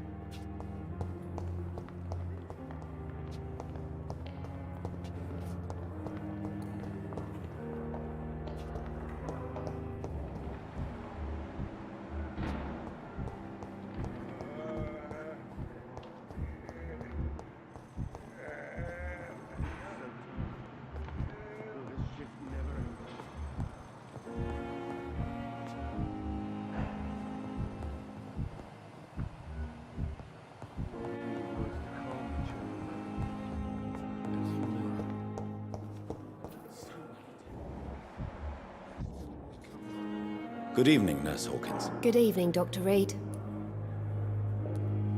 What can you tell me about the strange man visiting one of the nurses during her shift? Let me guess. You spoke with that old shrew, Harriet Jones.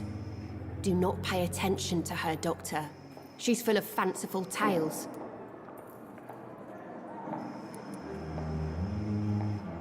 She could have been telling the truth about the mysterious man. That old witch will end up in hell soon enough.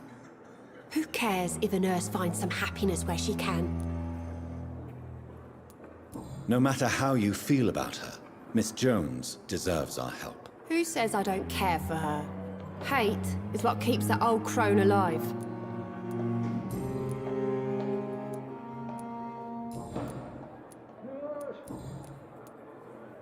What can you tell? Let me get. Goodbye, Nurse.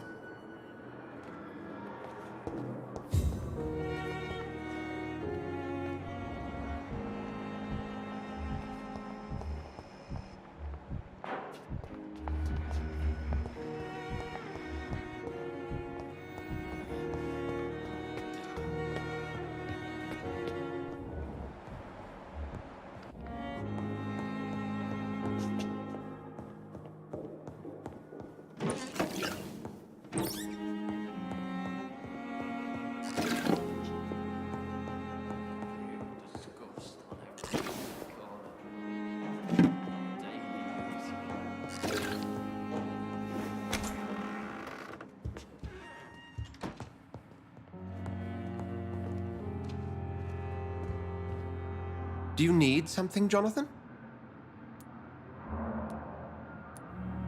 I have met Lady Ashbury. She's a fascinating woman, wouldn't you agree?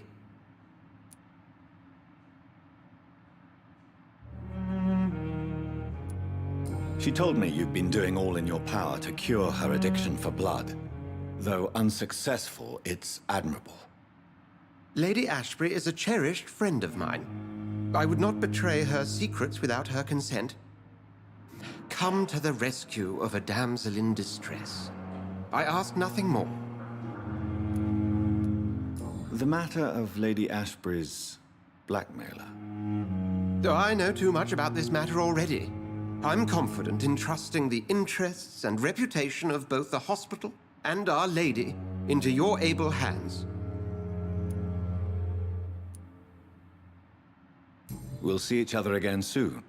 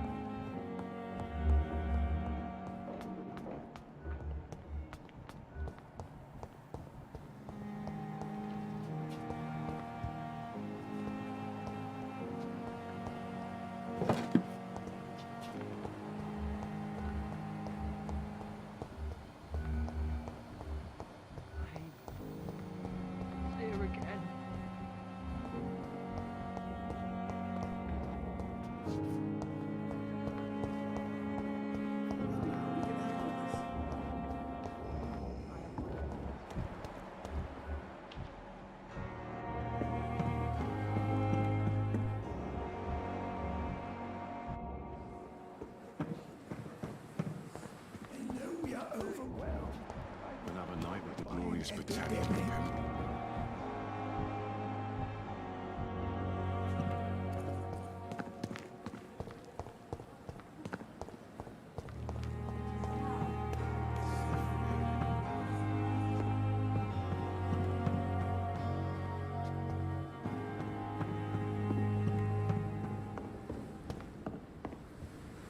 Is our little mystery closer to being solved, Dr. Reed? I think of nothing else, my lady.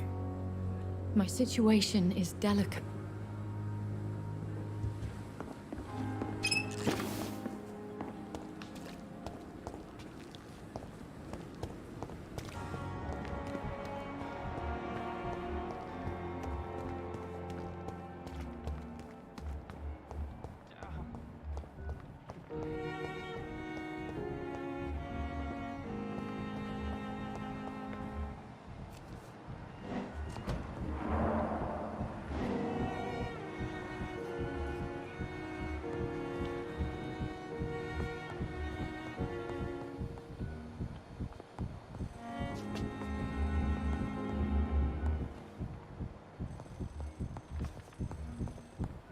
I cannot enter.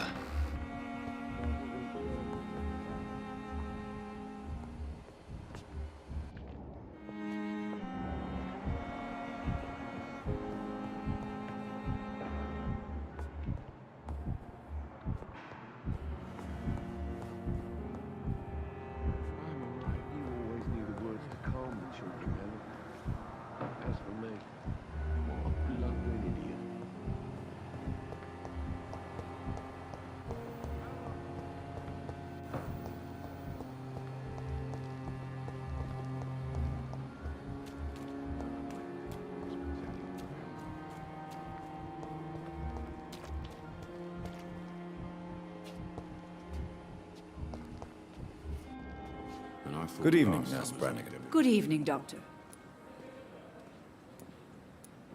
Do you know if any of the hospital staff have criminal backgrounds? The people who work here all come from very different backgrounds, Doctor. Just like the patients. Have you seen a strange man visiting any of the nurses here? I've never heard of such a thing, Doctor.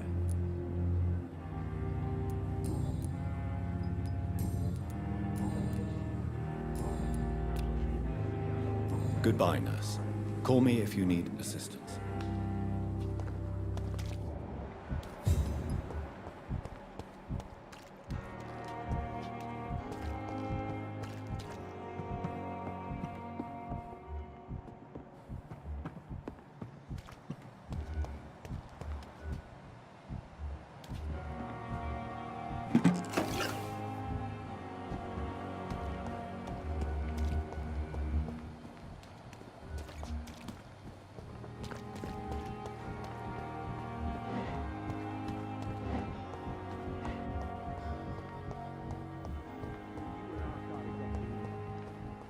Will prevail and survive this epidemic.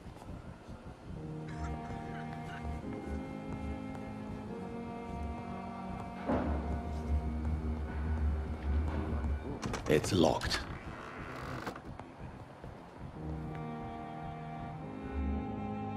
Good evening, Mr. Goswick. How are you? I'm okay. Have you heard rumors about blackmail in this hospital? No? Why did your mother have you hospitalized here? She seems convinced this is a bad hospital. My mother just wants the best for me. She won't rest while I'm here. She'd go all the way to hell and back to help me. Is your mother bothering you? As your doctor, I can ask her to leave you alone if you would prefer. That's tempting, Doctor. But you have no idea what my mother is capable of. She would tie herself to my bed if you asked her to leave.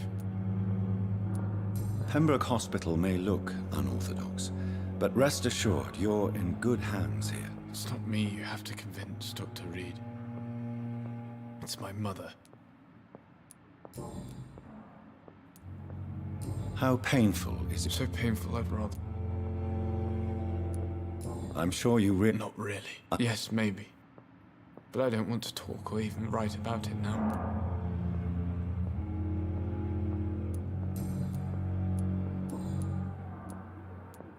Tell me about yourself, Mr. Goswick. I don't want to talk, Doctor. I have to go now. Good evening, Doctor. How... Have you heard rumors of blackmail going on in this hospital? Dr. Reed, are you trying to take advantage of me? Of course not, Mrs. Goswick. I'm just curious. Well, go be curious somewhere else, please.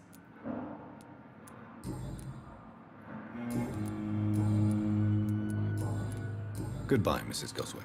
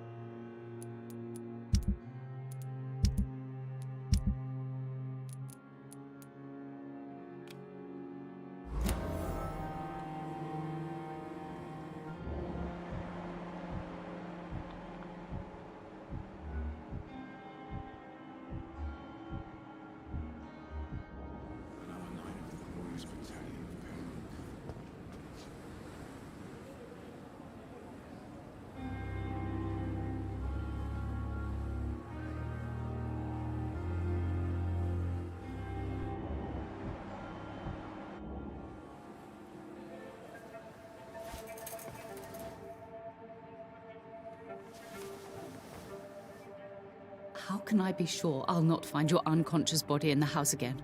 I promise you, you'll not find my unconscious body. For God's sake, how can you say such a thing? How can you refuse to listen? I tried to warn you for so long. No, I won't let my only son die. You promised me you'll stay alive. Your son lied to you, like the whole world lies to us.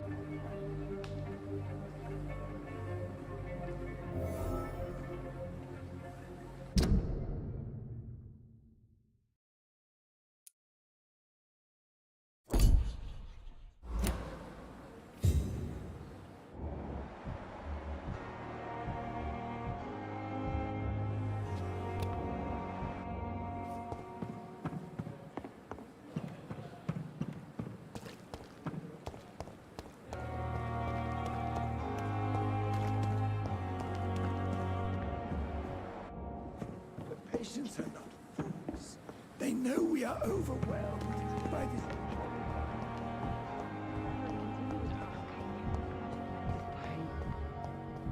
It's here again.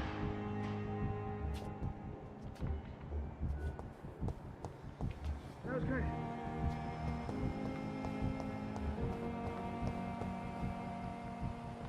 No decency. All liars and thieves.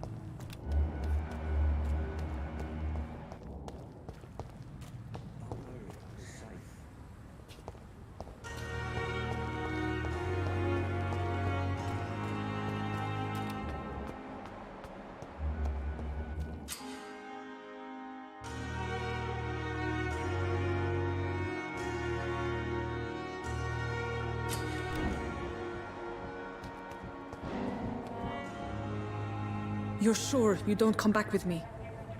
Nah, I have to see someone at the hospital. Be careful. You look so bad they may keep you as a patient. Fuck 'em. I don't like hospitals or doctors. Well then, when you go back to Whitechapel, you may find this useful. What is it? A pass for a free medical exam by the best nurse available. Just read it. I don't read well, but thank you, I guess.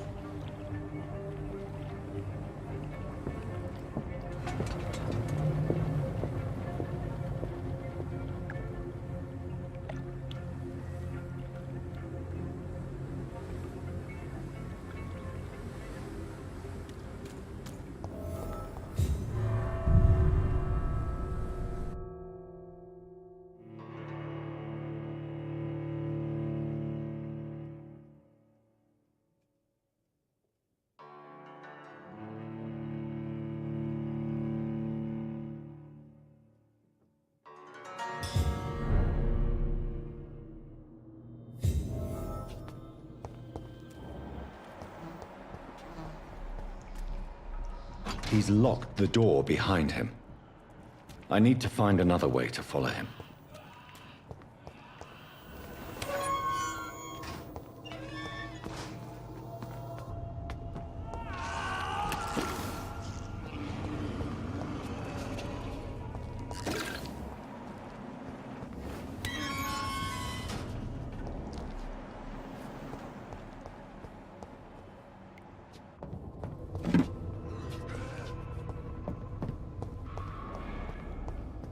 This man has been savagely attacked and dragged to the floor.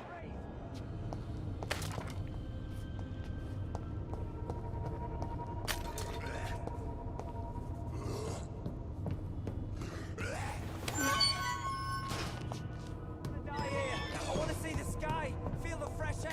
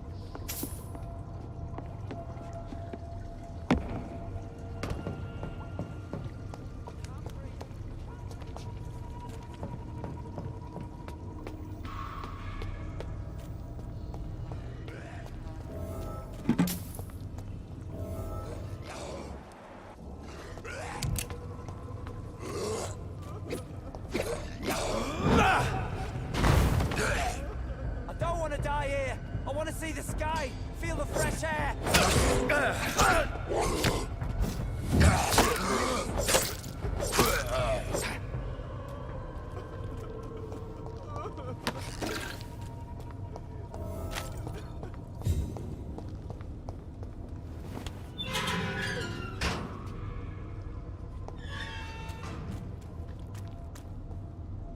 Are you injured, sir? Help me get out of here. I need to get out. I'm Dr. Reed, and I'd be glad to help you, but you must calm down first. Please, take a deep breath and tell me your name. Okay. I'm Oswald Thatcher. Please, I need to get out. Mr. Thatcher, your friend Newton sent me to help you. Do you remember him? Yes, I do. Good. Now leave this place and enjoy the cool night air. It's quite invigorating. I'm sure you'll feel better if you do.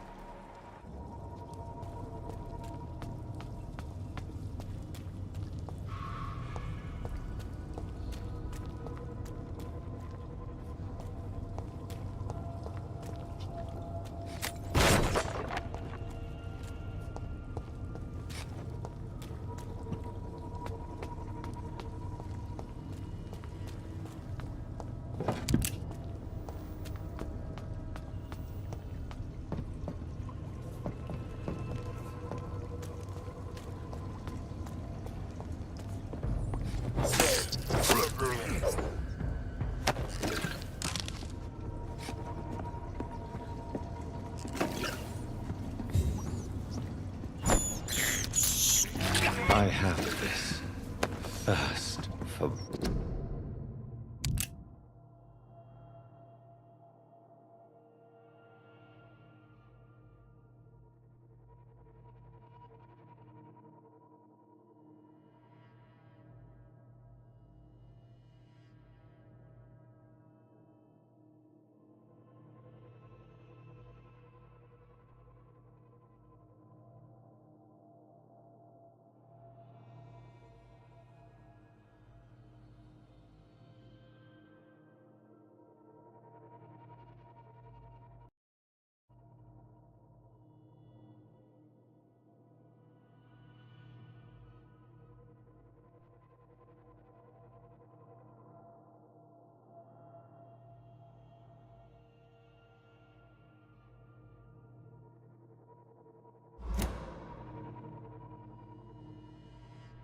blood.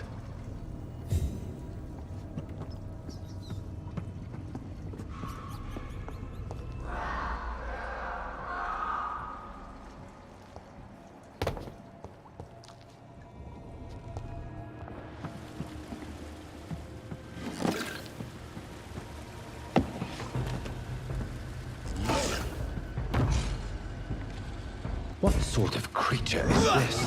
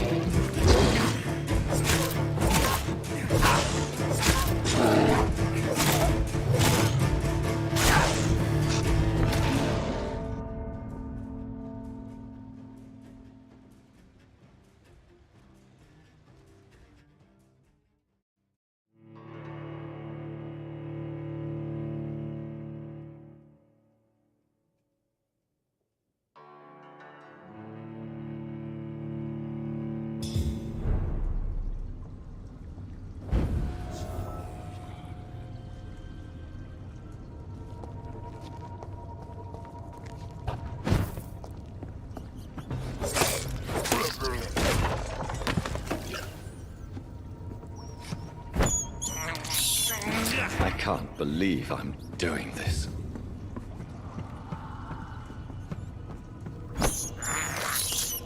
I have this thirst for blood.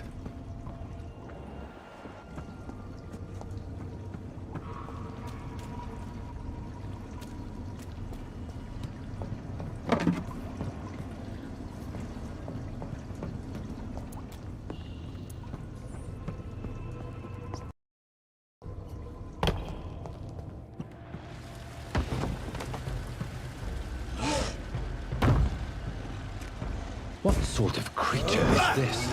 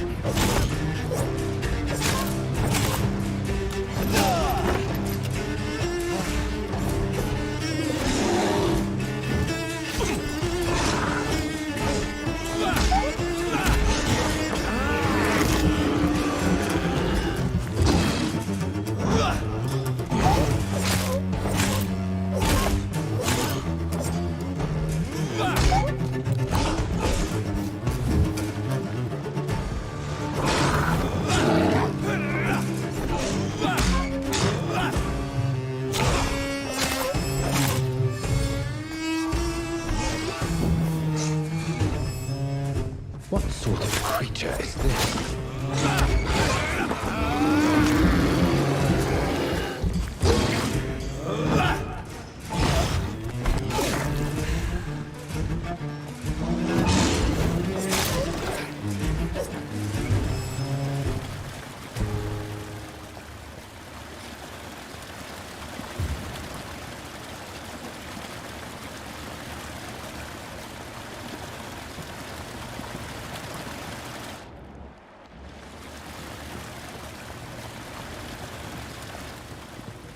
Here's...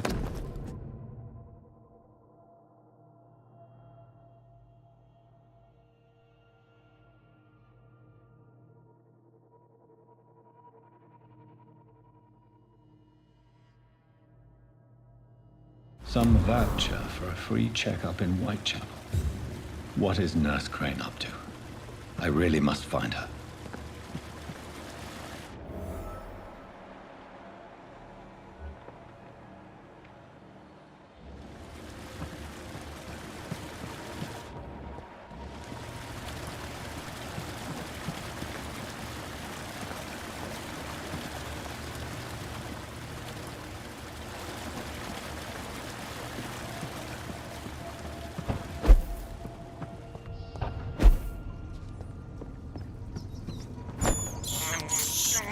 I can't believe I'm doing this.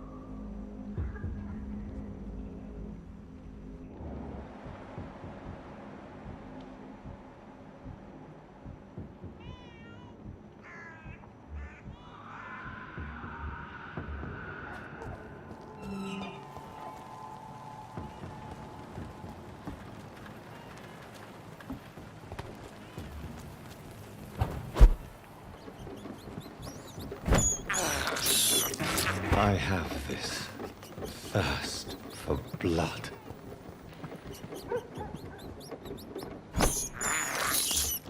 This is despicable.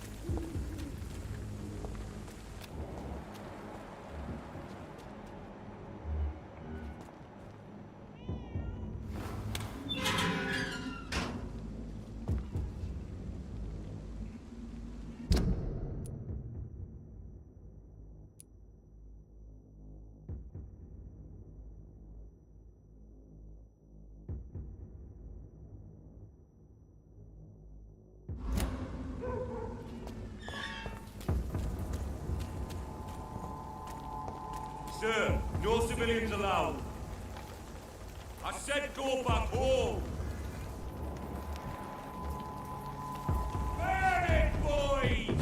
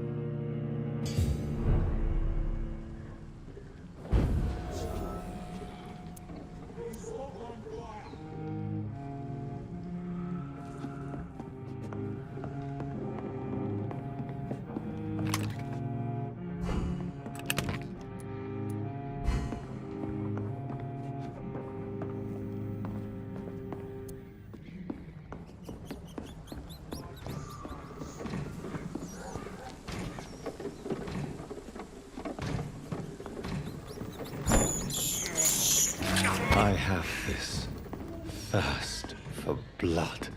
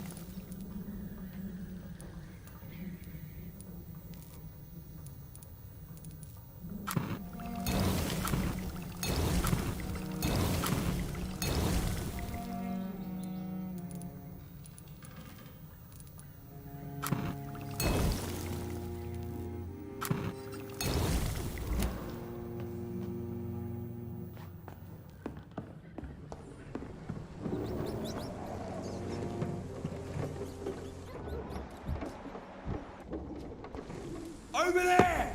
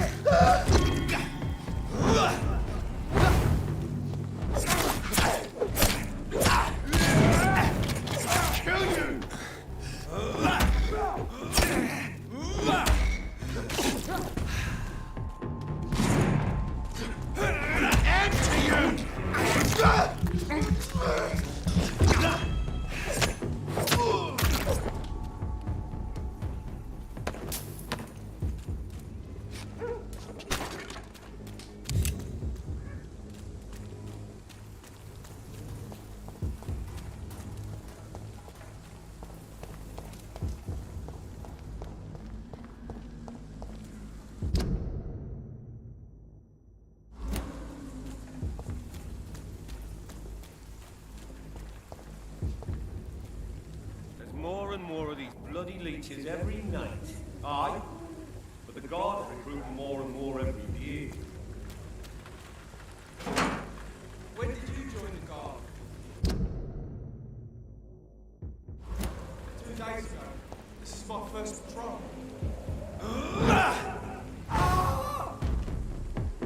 It's an inch! Kill it! Over there!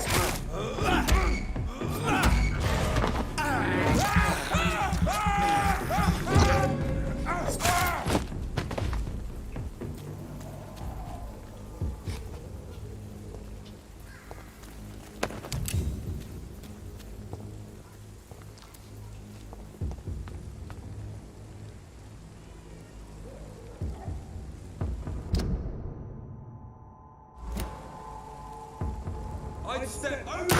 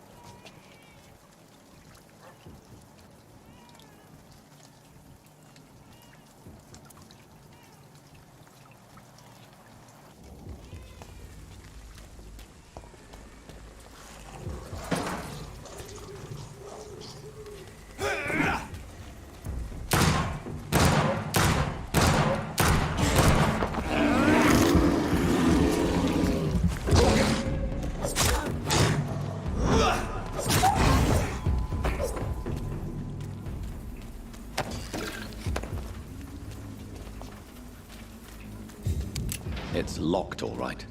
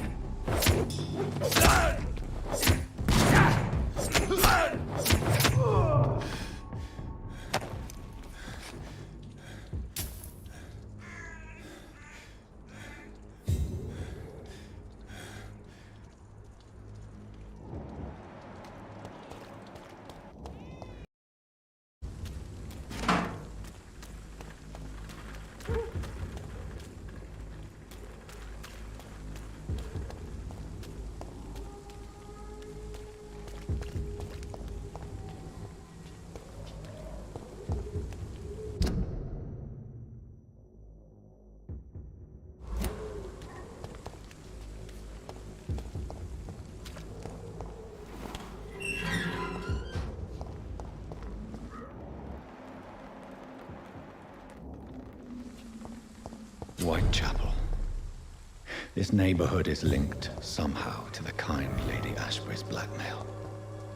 First, let's find this Petrescu fellow.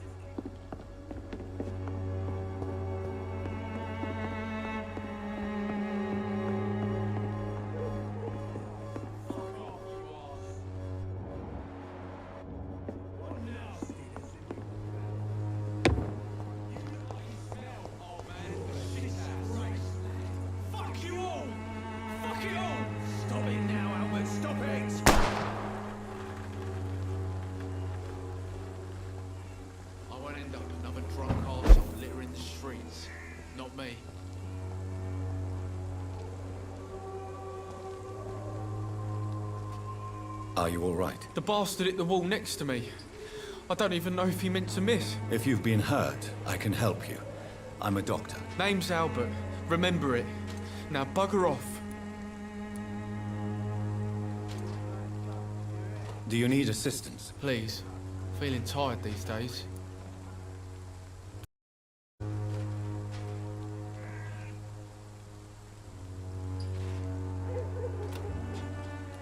There you go. Let's hope nobody steals it from you. Very funny.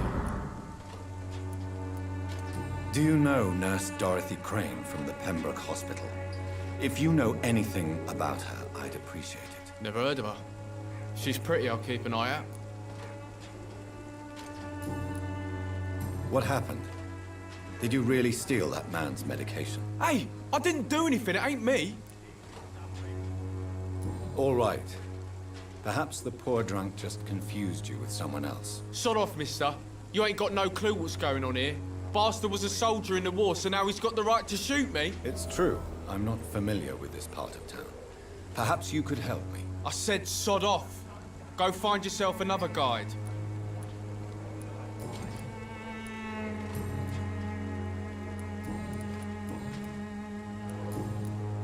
Goodbye. I won't end up another drunk arsehole littering the streets. Not me.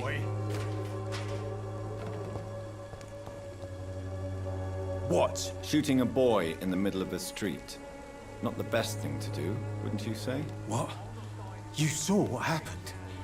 Who are you? I'm Dr. Reed, and I'd like to ask you a few questions, if you promise me to set your gun aside.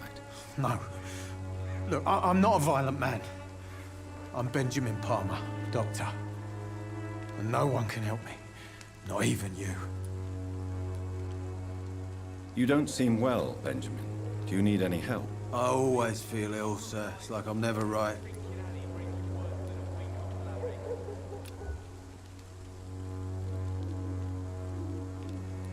I will see you later. Do you know Nurse Dorothy Crane from the Pembroke Hospital? Have you heard anything? It's funny, I've been searching for her too. I need some pills. But the woman is a phantom, if you ask me. Really? And why is that? Word is she ain't real. She's a cover for some doctor who runs an illegal dispensary for migrants. What can you tell me about this place? Nothing to say, really. This is where I used to live, and this is where I live now. You don't have anywhere to go?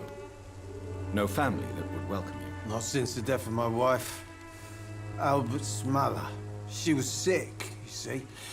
Long before the flu and all this shit. You mean you used to have a better life? Yeah, I had a wife, a home, and a job. I even used to have a name. And now I'm just Ben. Ben the Tramp. Perhaps you could focus for a moment and tell me your troubles. I'm sick, broke, and my son just stole my pills. Everything's coming up roses. What is it, Benjamin? It was the war, wasn't it? Your nerves are shot, aren't they? I need some answers, Private. From one soldier to another. The doctors called me a liar. A coward. Put me in a straitjacket, locked me up. Finally, they sent me back to the front lines with a handful of tablets.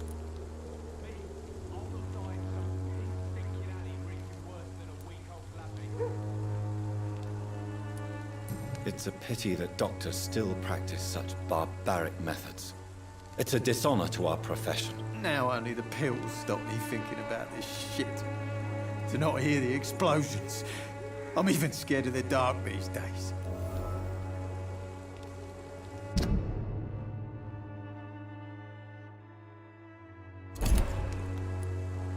Whatever the boy did, I'm sure he didn't deserve a public execution. I swear I didn't want to hit him. It's just that I'm sick in the head, you see, and the boy he just failed me last nerve.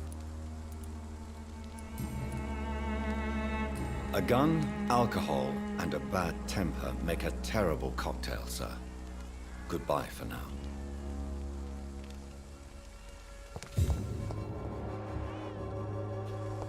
I won't end up another drunk arsehole littering the streets.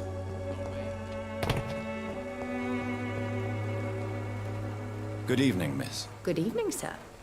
Are you interested in a miraculous cure for this unknown and deadly epidemic? Actually, I am. Then you have come to the right place. The famous Swanborough cordial is all you need to help keep you in perfect health. Oh, really? Why didn't I hear about it during my studies? I'm Jonathan Reed, by the way. Dr. Jonathan Reed. Ah, my brother has spoken of your research, sir. I'm Loretta Swanborough, and it's always a pleasure to meet a fellow healer. I'd like to see what kind of medicine you're selling.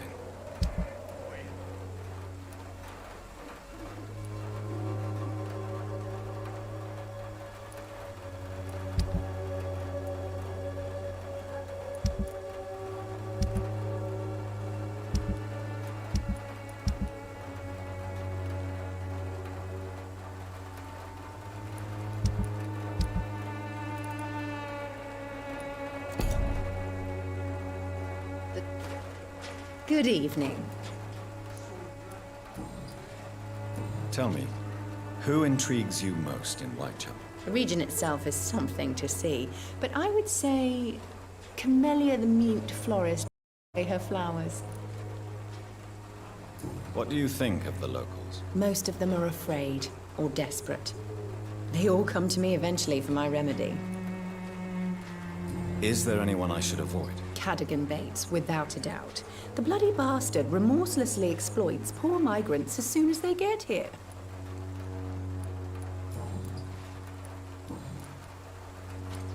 Do you know Nurse Dorothy Crane from the Pembroke Hospital?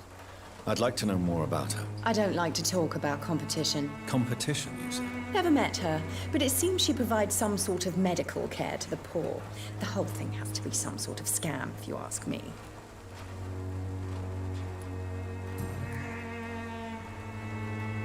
You look ill, Miss Swan. I'm perfectly fine, thanks to my miraculous elixir. You, on the other hand, look pale and tired, Doctor.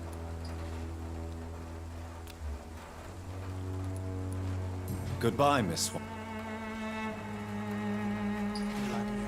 Boy.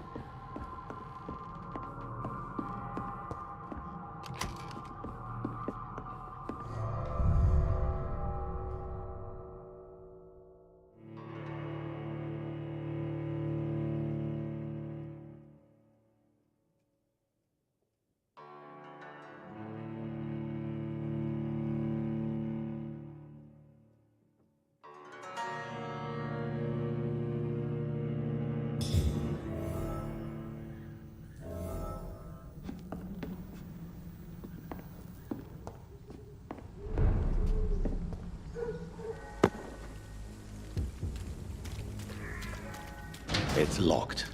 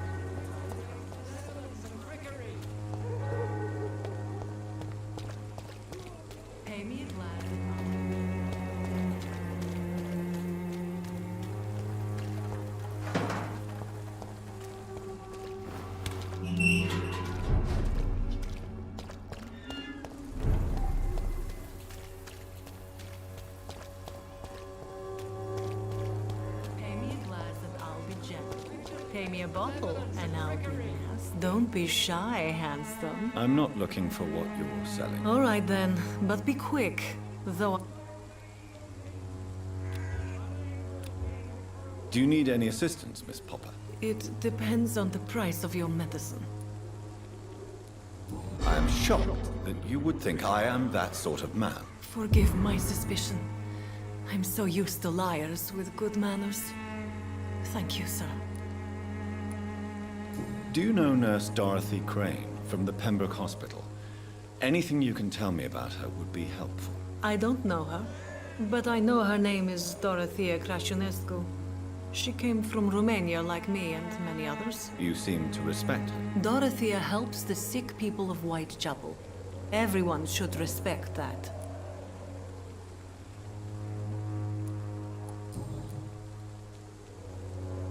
Christina, have you been examined? The epidemic is spreading fast in London. Exposed. Or expose others. I don't like doctors or hospitals, but I don't like you asking questions.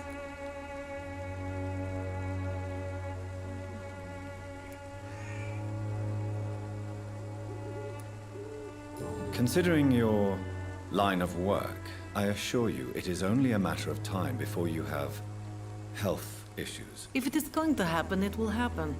Right now, I need money. That's what's important. You can put your own life in danger, that's your decision. But what about your clients? If you're contaminated, you will put them in danger too. And you think that would worry me? If you knew the men I deal with, their health would not be what you'd worry about.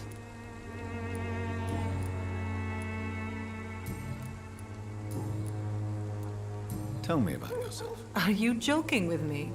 People don't usually come to see me for conversation. I have no interest in your work. I am, however, curious as to what led you into this career. Short story. The war, exile, and England. This country is not especially welcoming. I've been refused many jobs because of where I am from. I had few options left.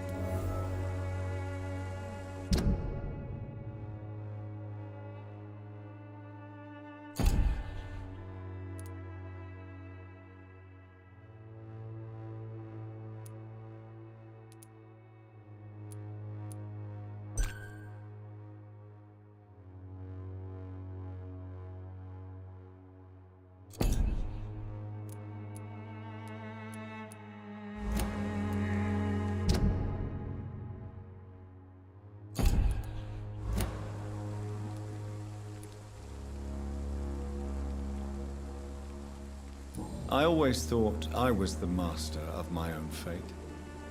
But now I know we don't always have control over our lives.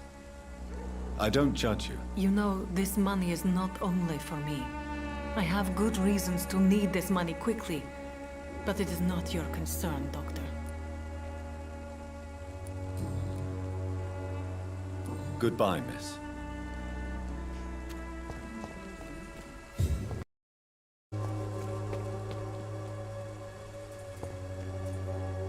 Forgive my interruption. Do not apologize, my son. Father Tobias Whitaker is always happy to teach mortals about the incoming Armageddon. I am Dr. Jonathan Reed, and I just have a few questions. A scientist? You are much more lost than I thought, my son. Do you know Nurse Dorothy Crane from the Pembroke Hospital? I'd like to know more about her. I don't like the liberal ideas of nurses, but I especially abhor that Nurse Crane you mentioned.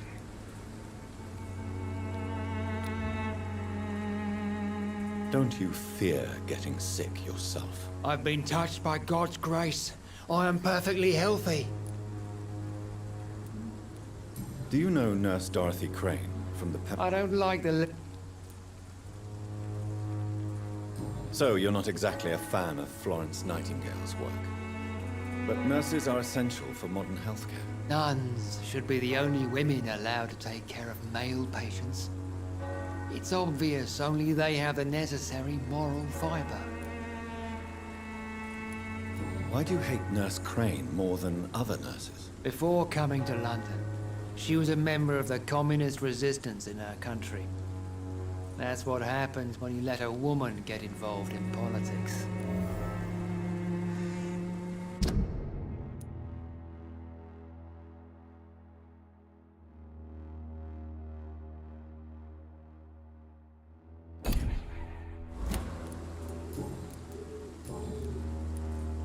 Have you any friends?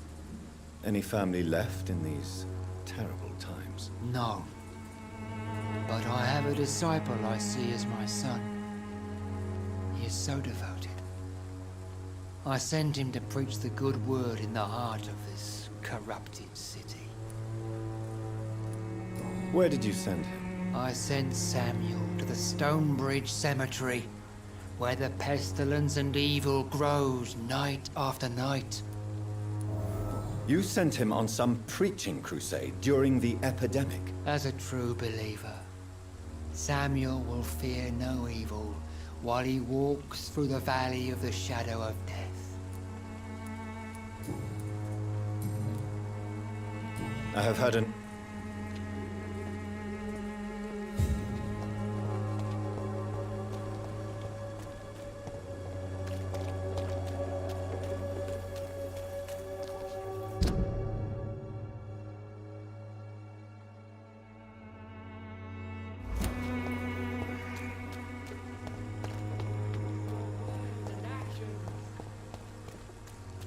The wars of men should not be your main concern.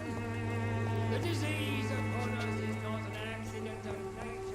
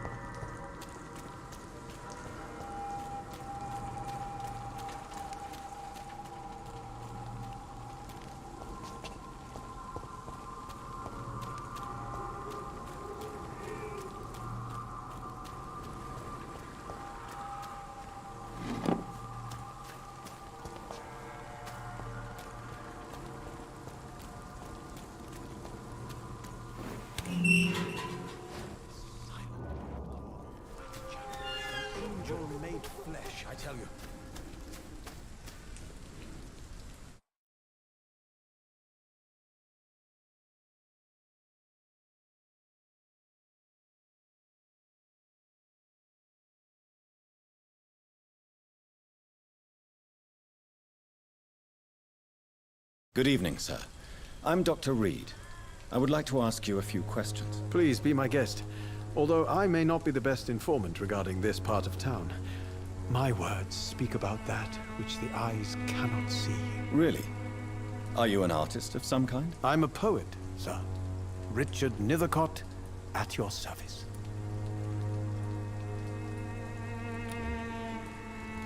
Do you need medical attention, sir? It may be wise to let you prescribe me something.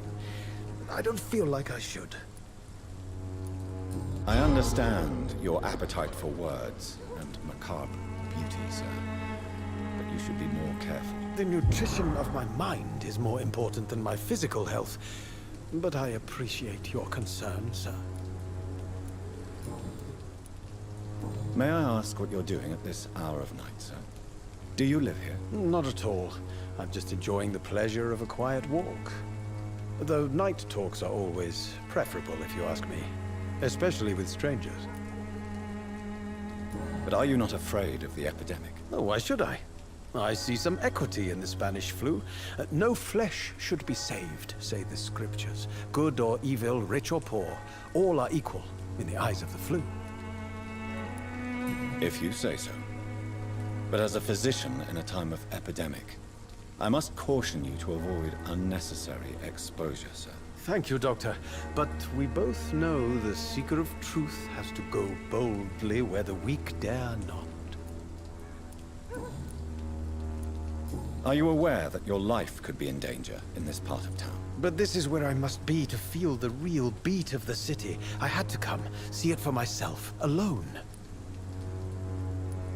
I understand your need for solitude, but it's not safe around here. I don't care. I don't have many friends, Doctor, and my family despises me.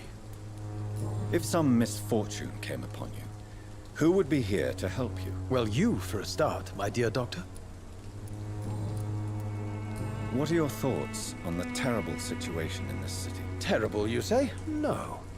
Of course, the death of so many innocents is a tragedy. But the scourge has not been all bad for the city. Oh, no, sir. What are you talking about? Do you remember London before the flu? Noisy, cacophonic, quiet nowhere to be found. And now, listen to this oddly peaceful silence.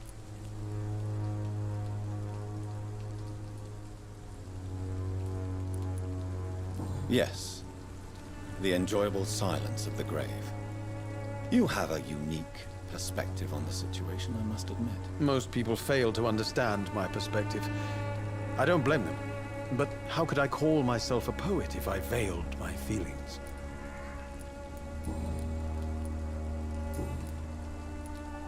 Tell me, Mr. Nethercott, why seek inspiration in Whitechapel? The place is not beautiful per se, but how to explain it? Stirring and challenging. Do you not think it a little morbid? On the contrary, sir. Whitechapel is full of life, full of beauty. Just like my dear muse, the wonderful Camellia. What can you tell me about Camellia? Not much. And that's the beauty of it. She can't speak, you know. She's a locked mystery who exhales kindness and sweetness.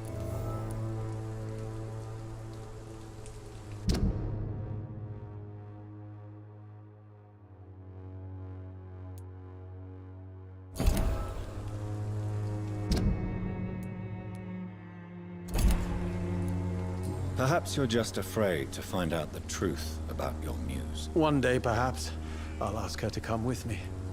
But will she still be my wild of Whitechapel if she moves uptown? And have you ever tried to learn more about her? Where she lives? How she survives? Whom she may know? Maybe I prefer she remains an enigma. Reality can be so dull, don't you think? In what way, exactly? The struggle by gaslight, the barren smiles, and the added hunger under the rain. If you say so. Such vibrant antagonism and vivid paradox. The stripped humanity raged across each street. Vivid, of course, yes. And what about the poignant distress? Oh yes, the poignant distress. You see what I mean, don't you? That's what I want to write about, and that's what Whitechapel is made of.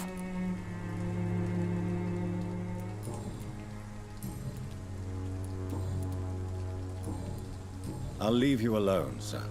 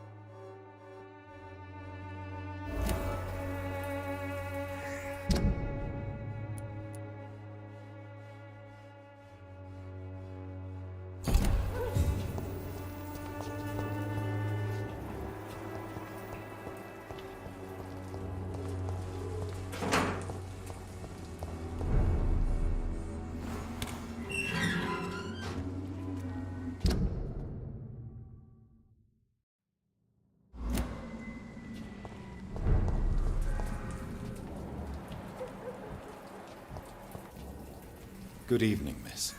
I'm Dr. Reed. I'd like to ask you a few questions. I know what you're thinking. A tall stranger who meets a girl in the street at night. It reeks of the penny dreadfuls.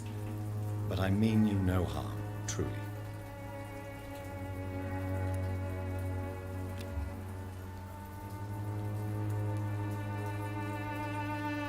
Melia, I know you work for Dorothy Crane. Please tell me about her secret dispensary. A stubborn and mute comrade. Nurse Crane and Darius Petrescu have been clever.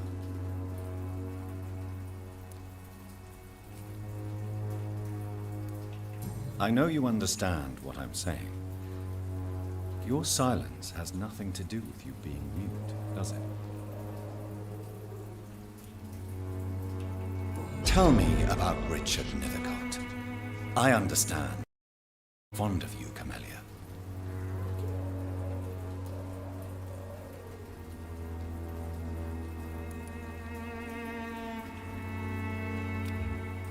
You don't seem to need my medical attention for now. Very well. Goodbye.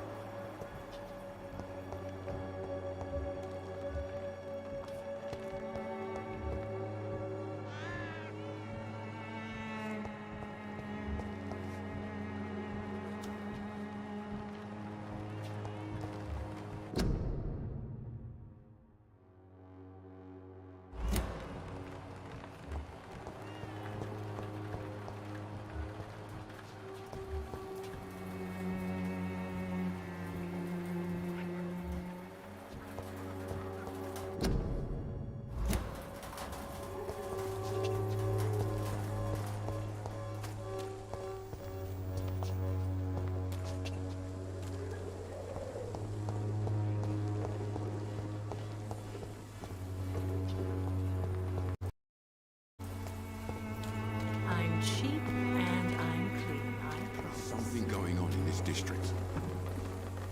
Excuse me, sir. Are you familiar with this part of town? Name's Clayton Darby, reporter. Sorry, I'm new to Whitechapel. Dr. Reed, the famous surgeon. Oh.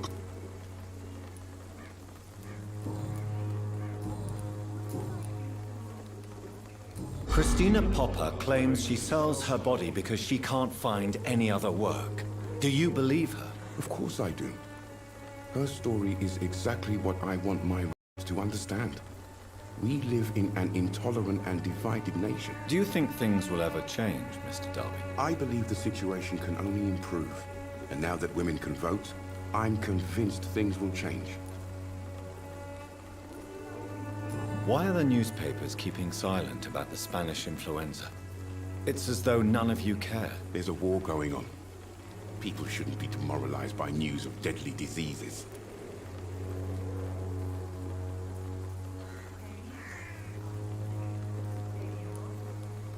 If no one stops it, this epidemic could turn into a scourge. It may kill more people than the war itself. Yes, this is another kind of war, but just as deadly. History will judge us all for what we did and what we did not. Have you any idea of the danger you face in these streets at night? I've had to run and hide more than once from frenzied mobs incensed by the fever. Do you think the flu is really responsible for this, Doctor?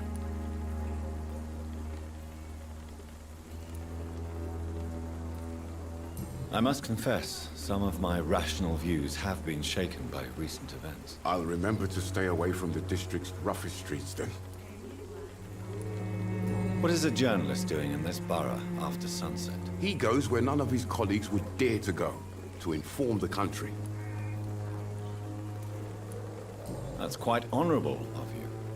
But is the public interested? Not at all, sir. And that's why I'm an independent journalist, hoping to sell some stories. So you risk your life to reveal the truth.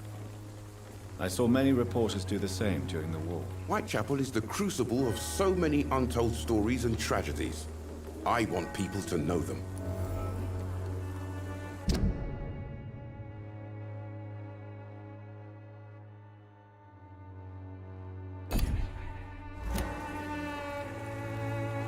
Do you need assistance? That would be nice of you, Doctor. Who knows what I may have caught during my investigation. If you persist in investigating the most pox-ridden boroughs of London, you must accept the risks. Thank you, sir.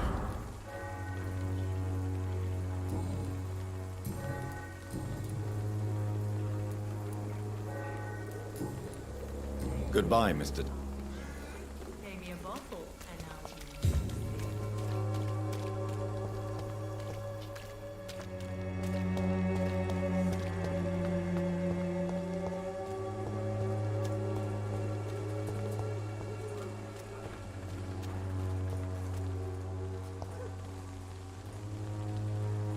Welcome, sir. Please, take a... I am Dr. Reed. I would like to ask you a few questions, if you don't mind. Doctor? Interesting. I'm Barrett Lewis. Usually I don't have time to waste with talk, but at this hour of the night I can hardly refuse. Right then.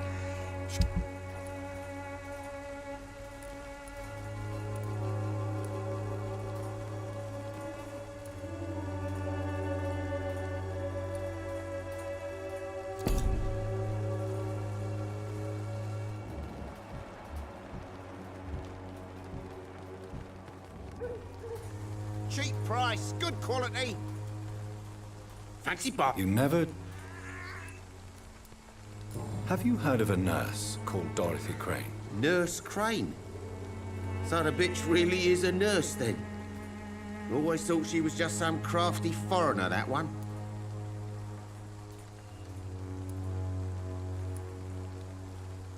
So she's trying to help her fellow immigrants.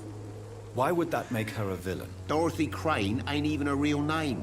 Something like Dorothea Craniu. Something like that.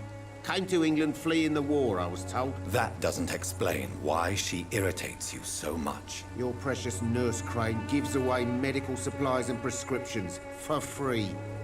I offered to sell it for a fair cut, but no. Miss Crane wanted to play the quiet saint.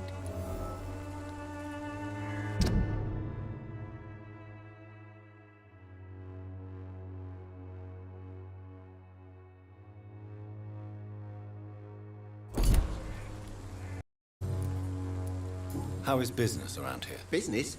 I had no business. Between this racket, theft, and customers getting scared, I'm losing money every day. I see. Sounds like you blame someone in particular for your situation. It's no secret Joe Peterson spends his time harassing merchants. But with me, he's trying to put me out of business once and for all. As a merchant, you see Whitechapel every day. Have you noticed anything out of the ordinary recently? Well, you mean besides the epidemic, the war, and all the usual crap? As long as I can remember, this part of town... Have you been hurt? No, but that's only because I ran like hell. Those men were raving lunatics, I tell you. Not even able to speak anymore, just screaming. Violence is increasing in the borough. Yeah. A few nights ago, some blokes jumped me. Came out of one of the condemned workshops. Fever, madness, something like that. Where did this happen? Why did you go there? In the closed workshops nearby. I worked there as an apprentice in better days. Now I only go to find trinkets or tools. Too bad I was mugged, though. There was good money in that little box of loot I lost.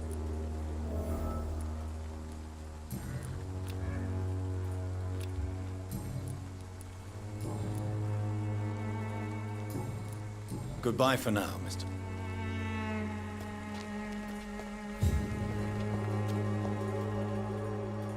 Excuse me, sir. I have a few... Another journalist? I didn't answer the first one, so piss off! I'm not a journalist, I'm a doctor. A doctor, you say? It's quite a rare breed. Really?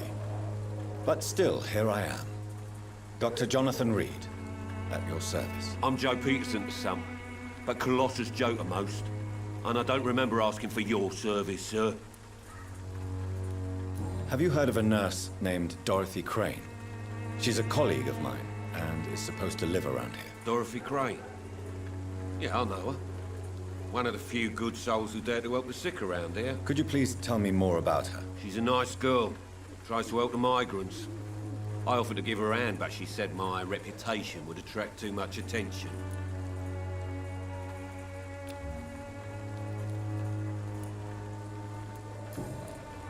May I ask what you do around here? I do whatever I want, and sometimes even more. Now. How did you become the local bully everyone is afraid of, Joe? There's no pride in roughing up poor bastards. But this is the only job I've found. And it pays well. A job? So you're racketeering for someone else? I got enlisted by the Wet Boot Boys, a gang from the docks. I'm their muscle for their dirty work.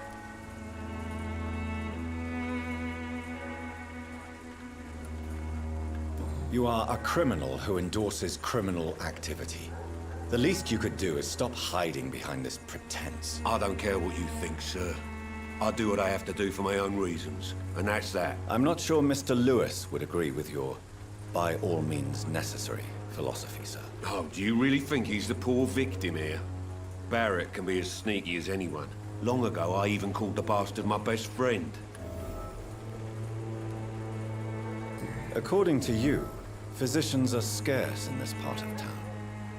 Why is that? Not familiar with this neighborhood, are you? I guess your fancy colleagues are too afraid of being stabbed in the back. This part of town does have quite a reputation. Would you say it's justified? Totally.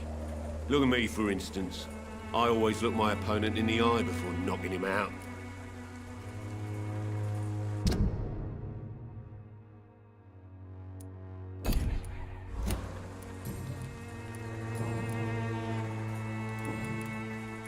Goodbye, Mr. Pete.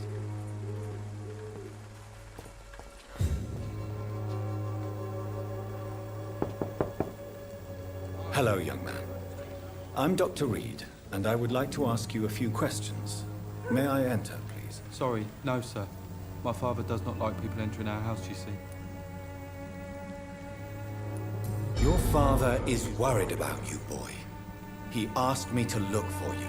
So my father actually worries about me, then? Okay, then. Come on in. I'm Harry, by the way. Even my dreams are soaked with gloom.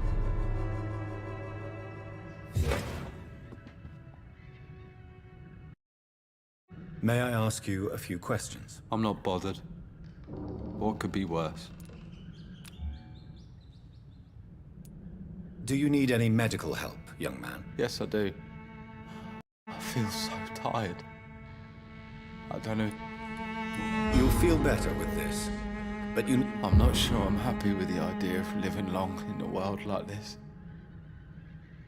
But I thank you Do you know Nurse Dorothy Crane from the Pembroke Hospital?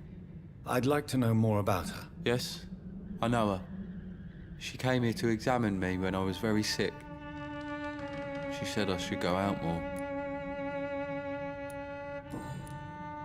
How do you feel? I'm fine. I mean, it's not easy every day, but I'm fine. I'm just tired of being sick all the time.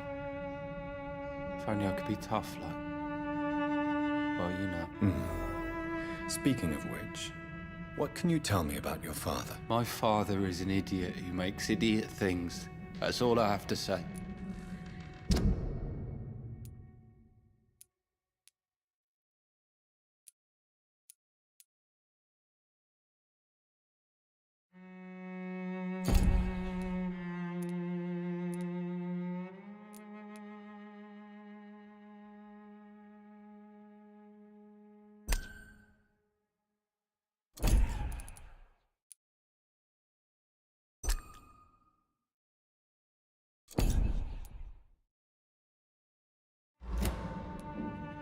Forgive my bluntness, young man, but you don't seem happy living in Whitechapel. Why should I? I never wanted to come here in the first place. It was my father's decision. And look around you. Does this look like a nice place to live?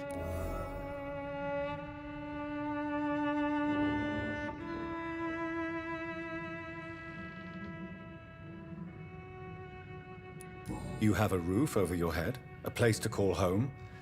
Many people here are not as lucky, you know. That's exactly what my father says. Harry, you should be grateful for what you've got. But I wasn't even consulted when we moved here. If life here is so terrible for you, why don't you just leave this place? Have you spoken to your father about it? I don't go outside. It terrifies me so. I went outside once without my father noticing and I saw terrible things. Bloody and frightening things. So that's why you stay at home all day? For fear of the epidemic? I'm not afraid of disease or death, Dr. Reed. It's the living I'm afraid of.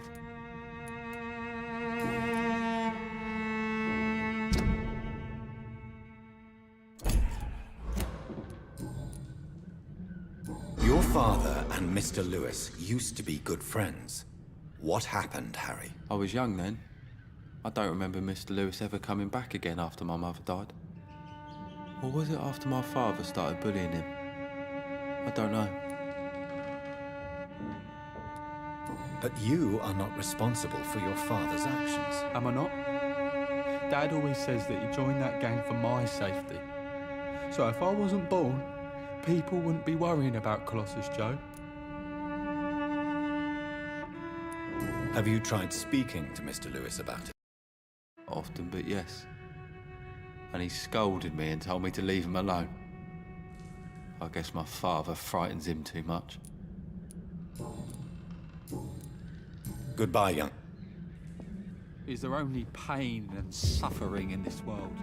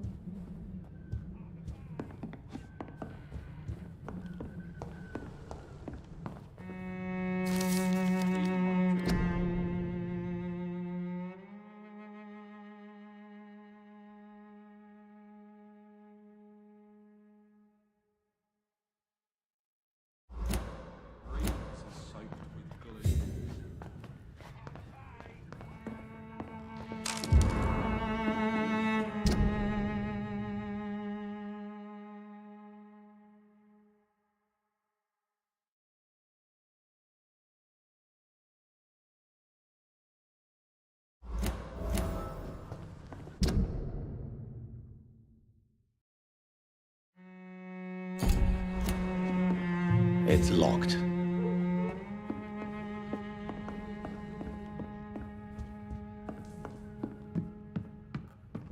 Even my dreams are soaked with gloom.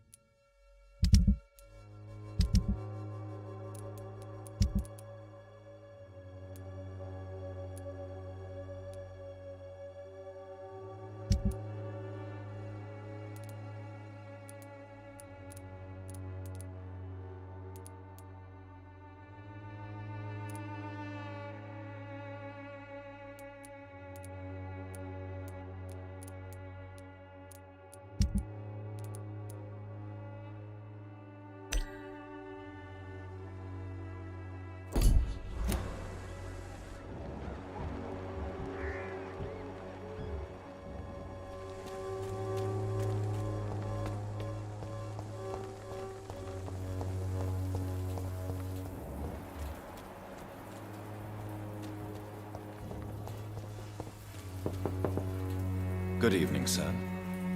If you're here for a reward, you'll be sorely disappointed. But I'll gladly shake the hand of a fellow... I'm not here for a bounty. I'm a doctor. Dr. Reed from the Pembroke. A doctor?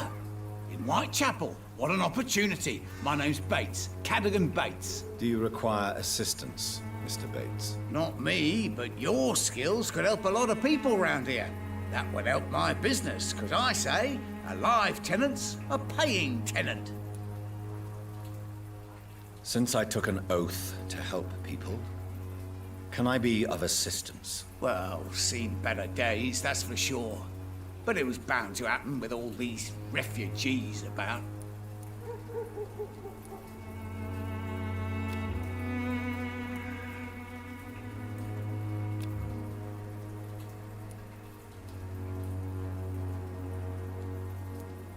I will see. Goodbye.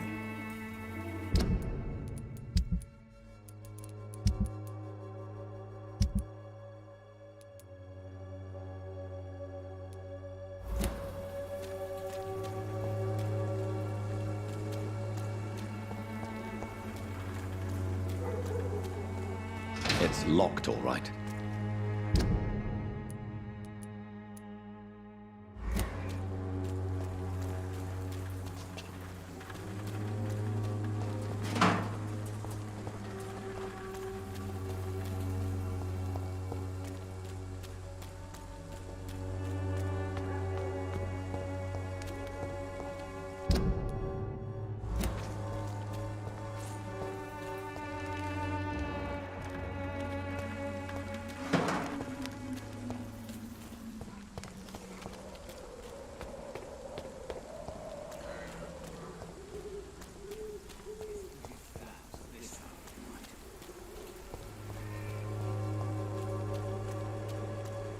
Maybe it's time to see if this Christina was working.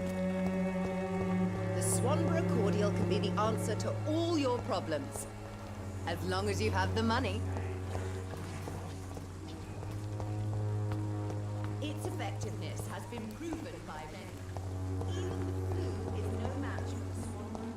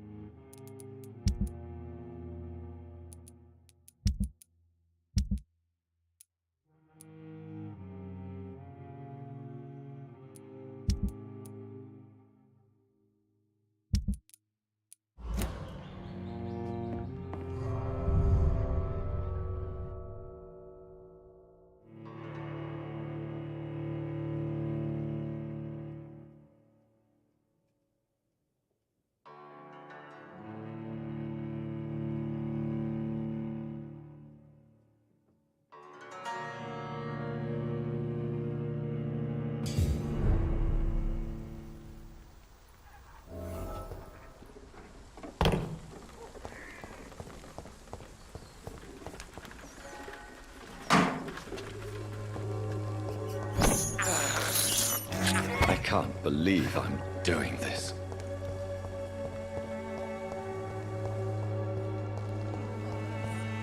As long as you have the money.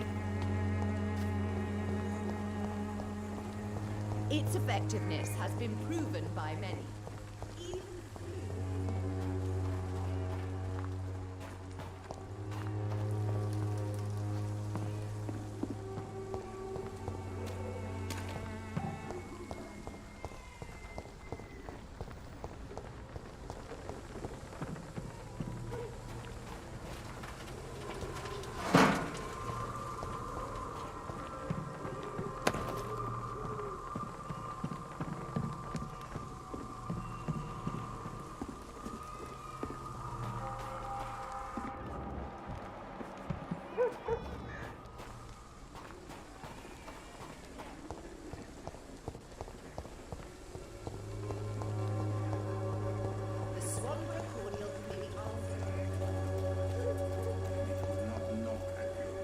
Mr. Bates. Evening. Since I took... Well... Infecting you is probably the last thing on these people. What? You give me this for free? Don't have a clue about this place, do you? I'm looking for Dorothy Crane. She's a nurse. What can you tell me about her? Dorothy Crane, bless her soul. I really should thank her someday. Has she treated you? No. When I need a checkup, I'd go to a bloody doctor, not some back alley clinic full of sick foreigners.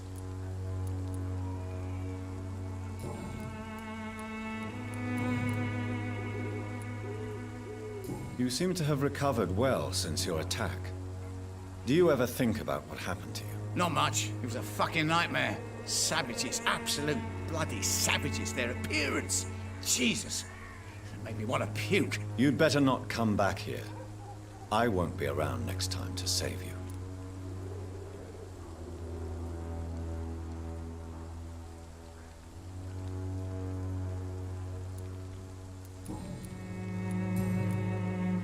It's unusual to see someone so happy around here, especially considering the current situation. Why should I be sad now? There've always been wars, disease, tragedy. There always will be. That's an unusual way of seeing things in these trying times. I don't see why I should shed a tear for another man's woes. I'm healthy, and I intend to stay so. What help could I possibly be to your business? That's simple. I already get good money from all those fleeing the war. Can you imagine what they'd be willing to pay if I could offer medical assistance too? Mr. Bates, do not make me regret saving your life in this quarantine zone. I understand, Dr. Reed, you're from a good family. Don't want to get your hands dirty. That's fine. I'll be happy to act as your middleman.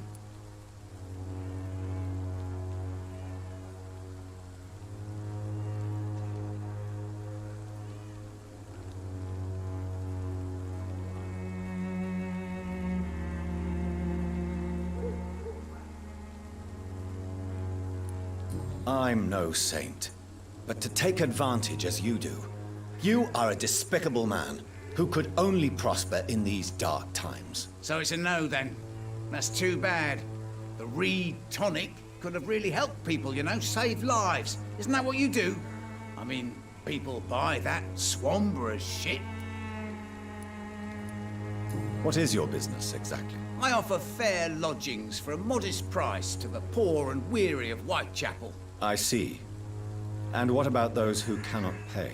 Well, deals can be done, if you know what I mean. Money's not the only currency. After all, I'm not immune to a price.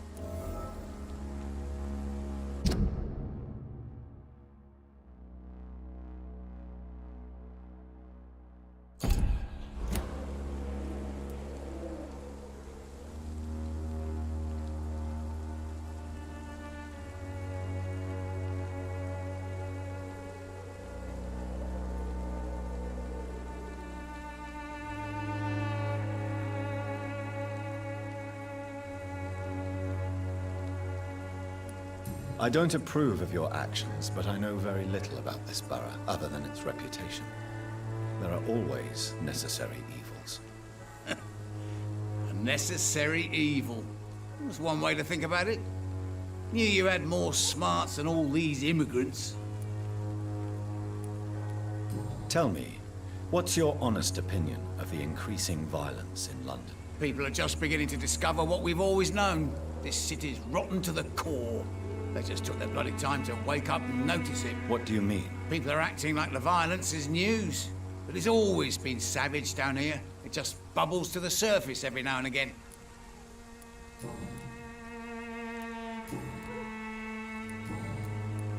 I'm looking for... Dorothy Crane. Tell me truthfully, why are you so thankful? By keeping my tenants alive, she's making me a rich man. Every month they live, it's more coin in my pocket.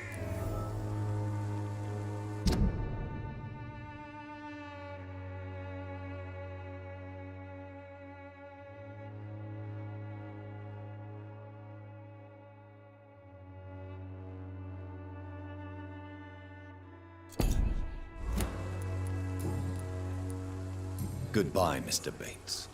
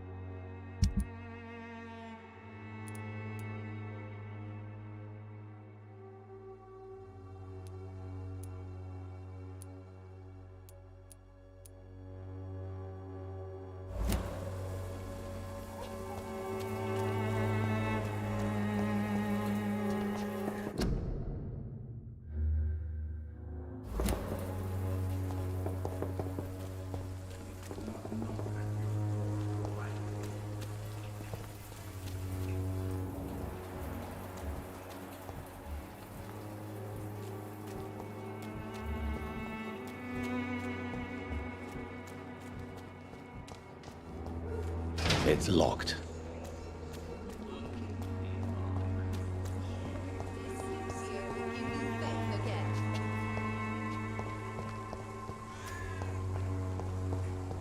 Its effectiveness has been proven by many. Even the flu is no match for the swan report. I won't end up another drunk arsehole living in the streets. Not me. Good evening, Benjamin. I'm afraid...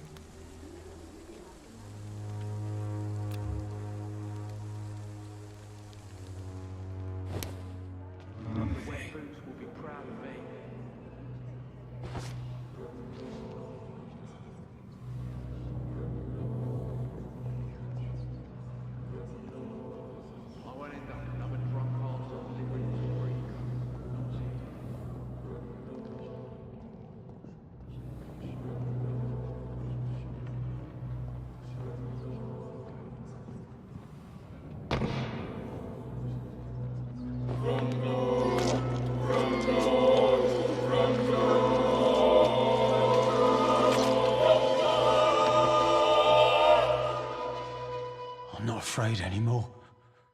I died in this trench a long time ago.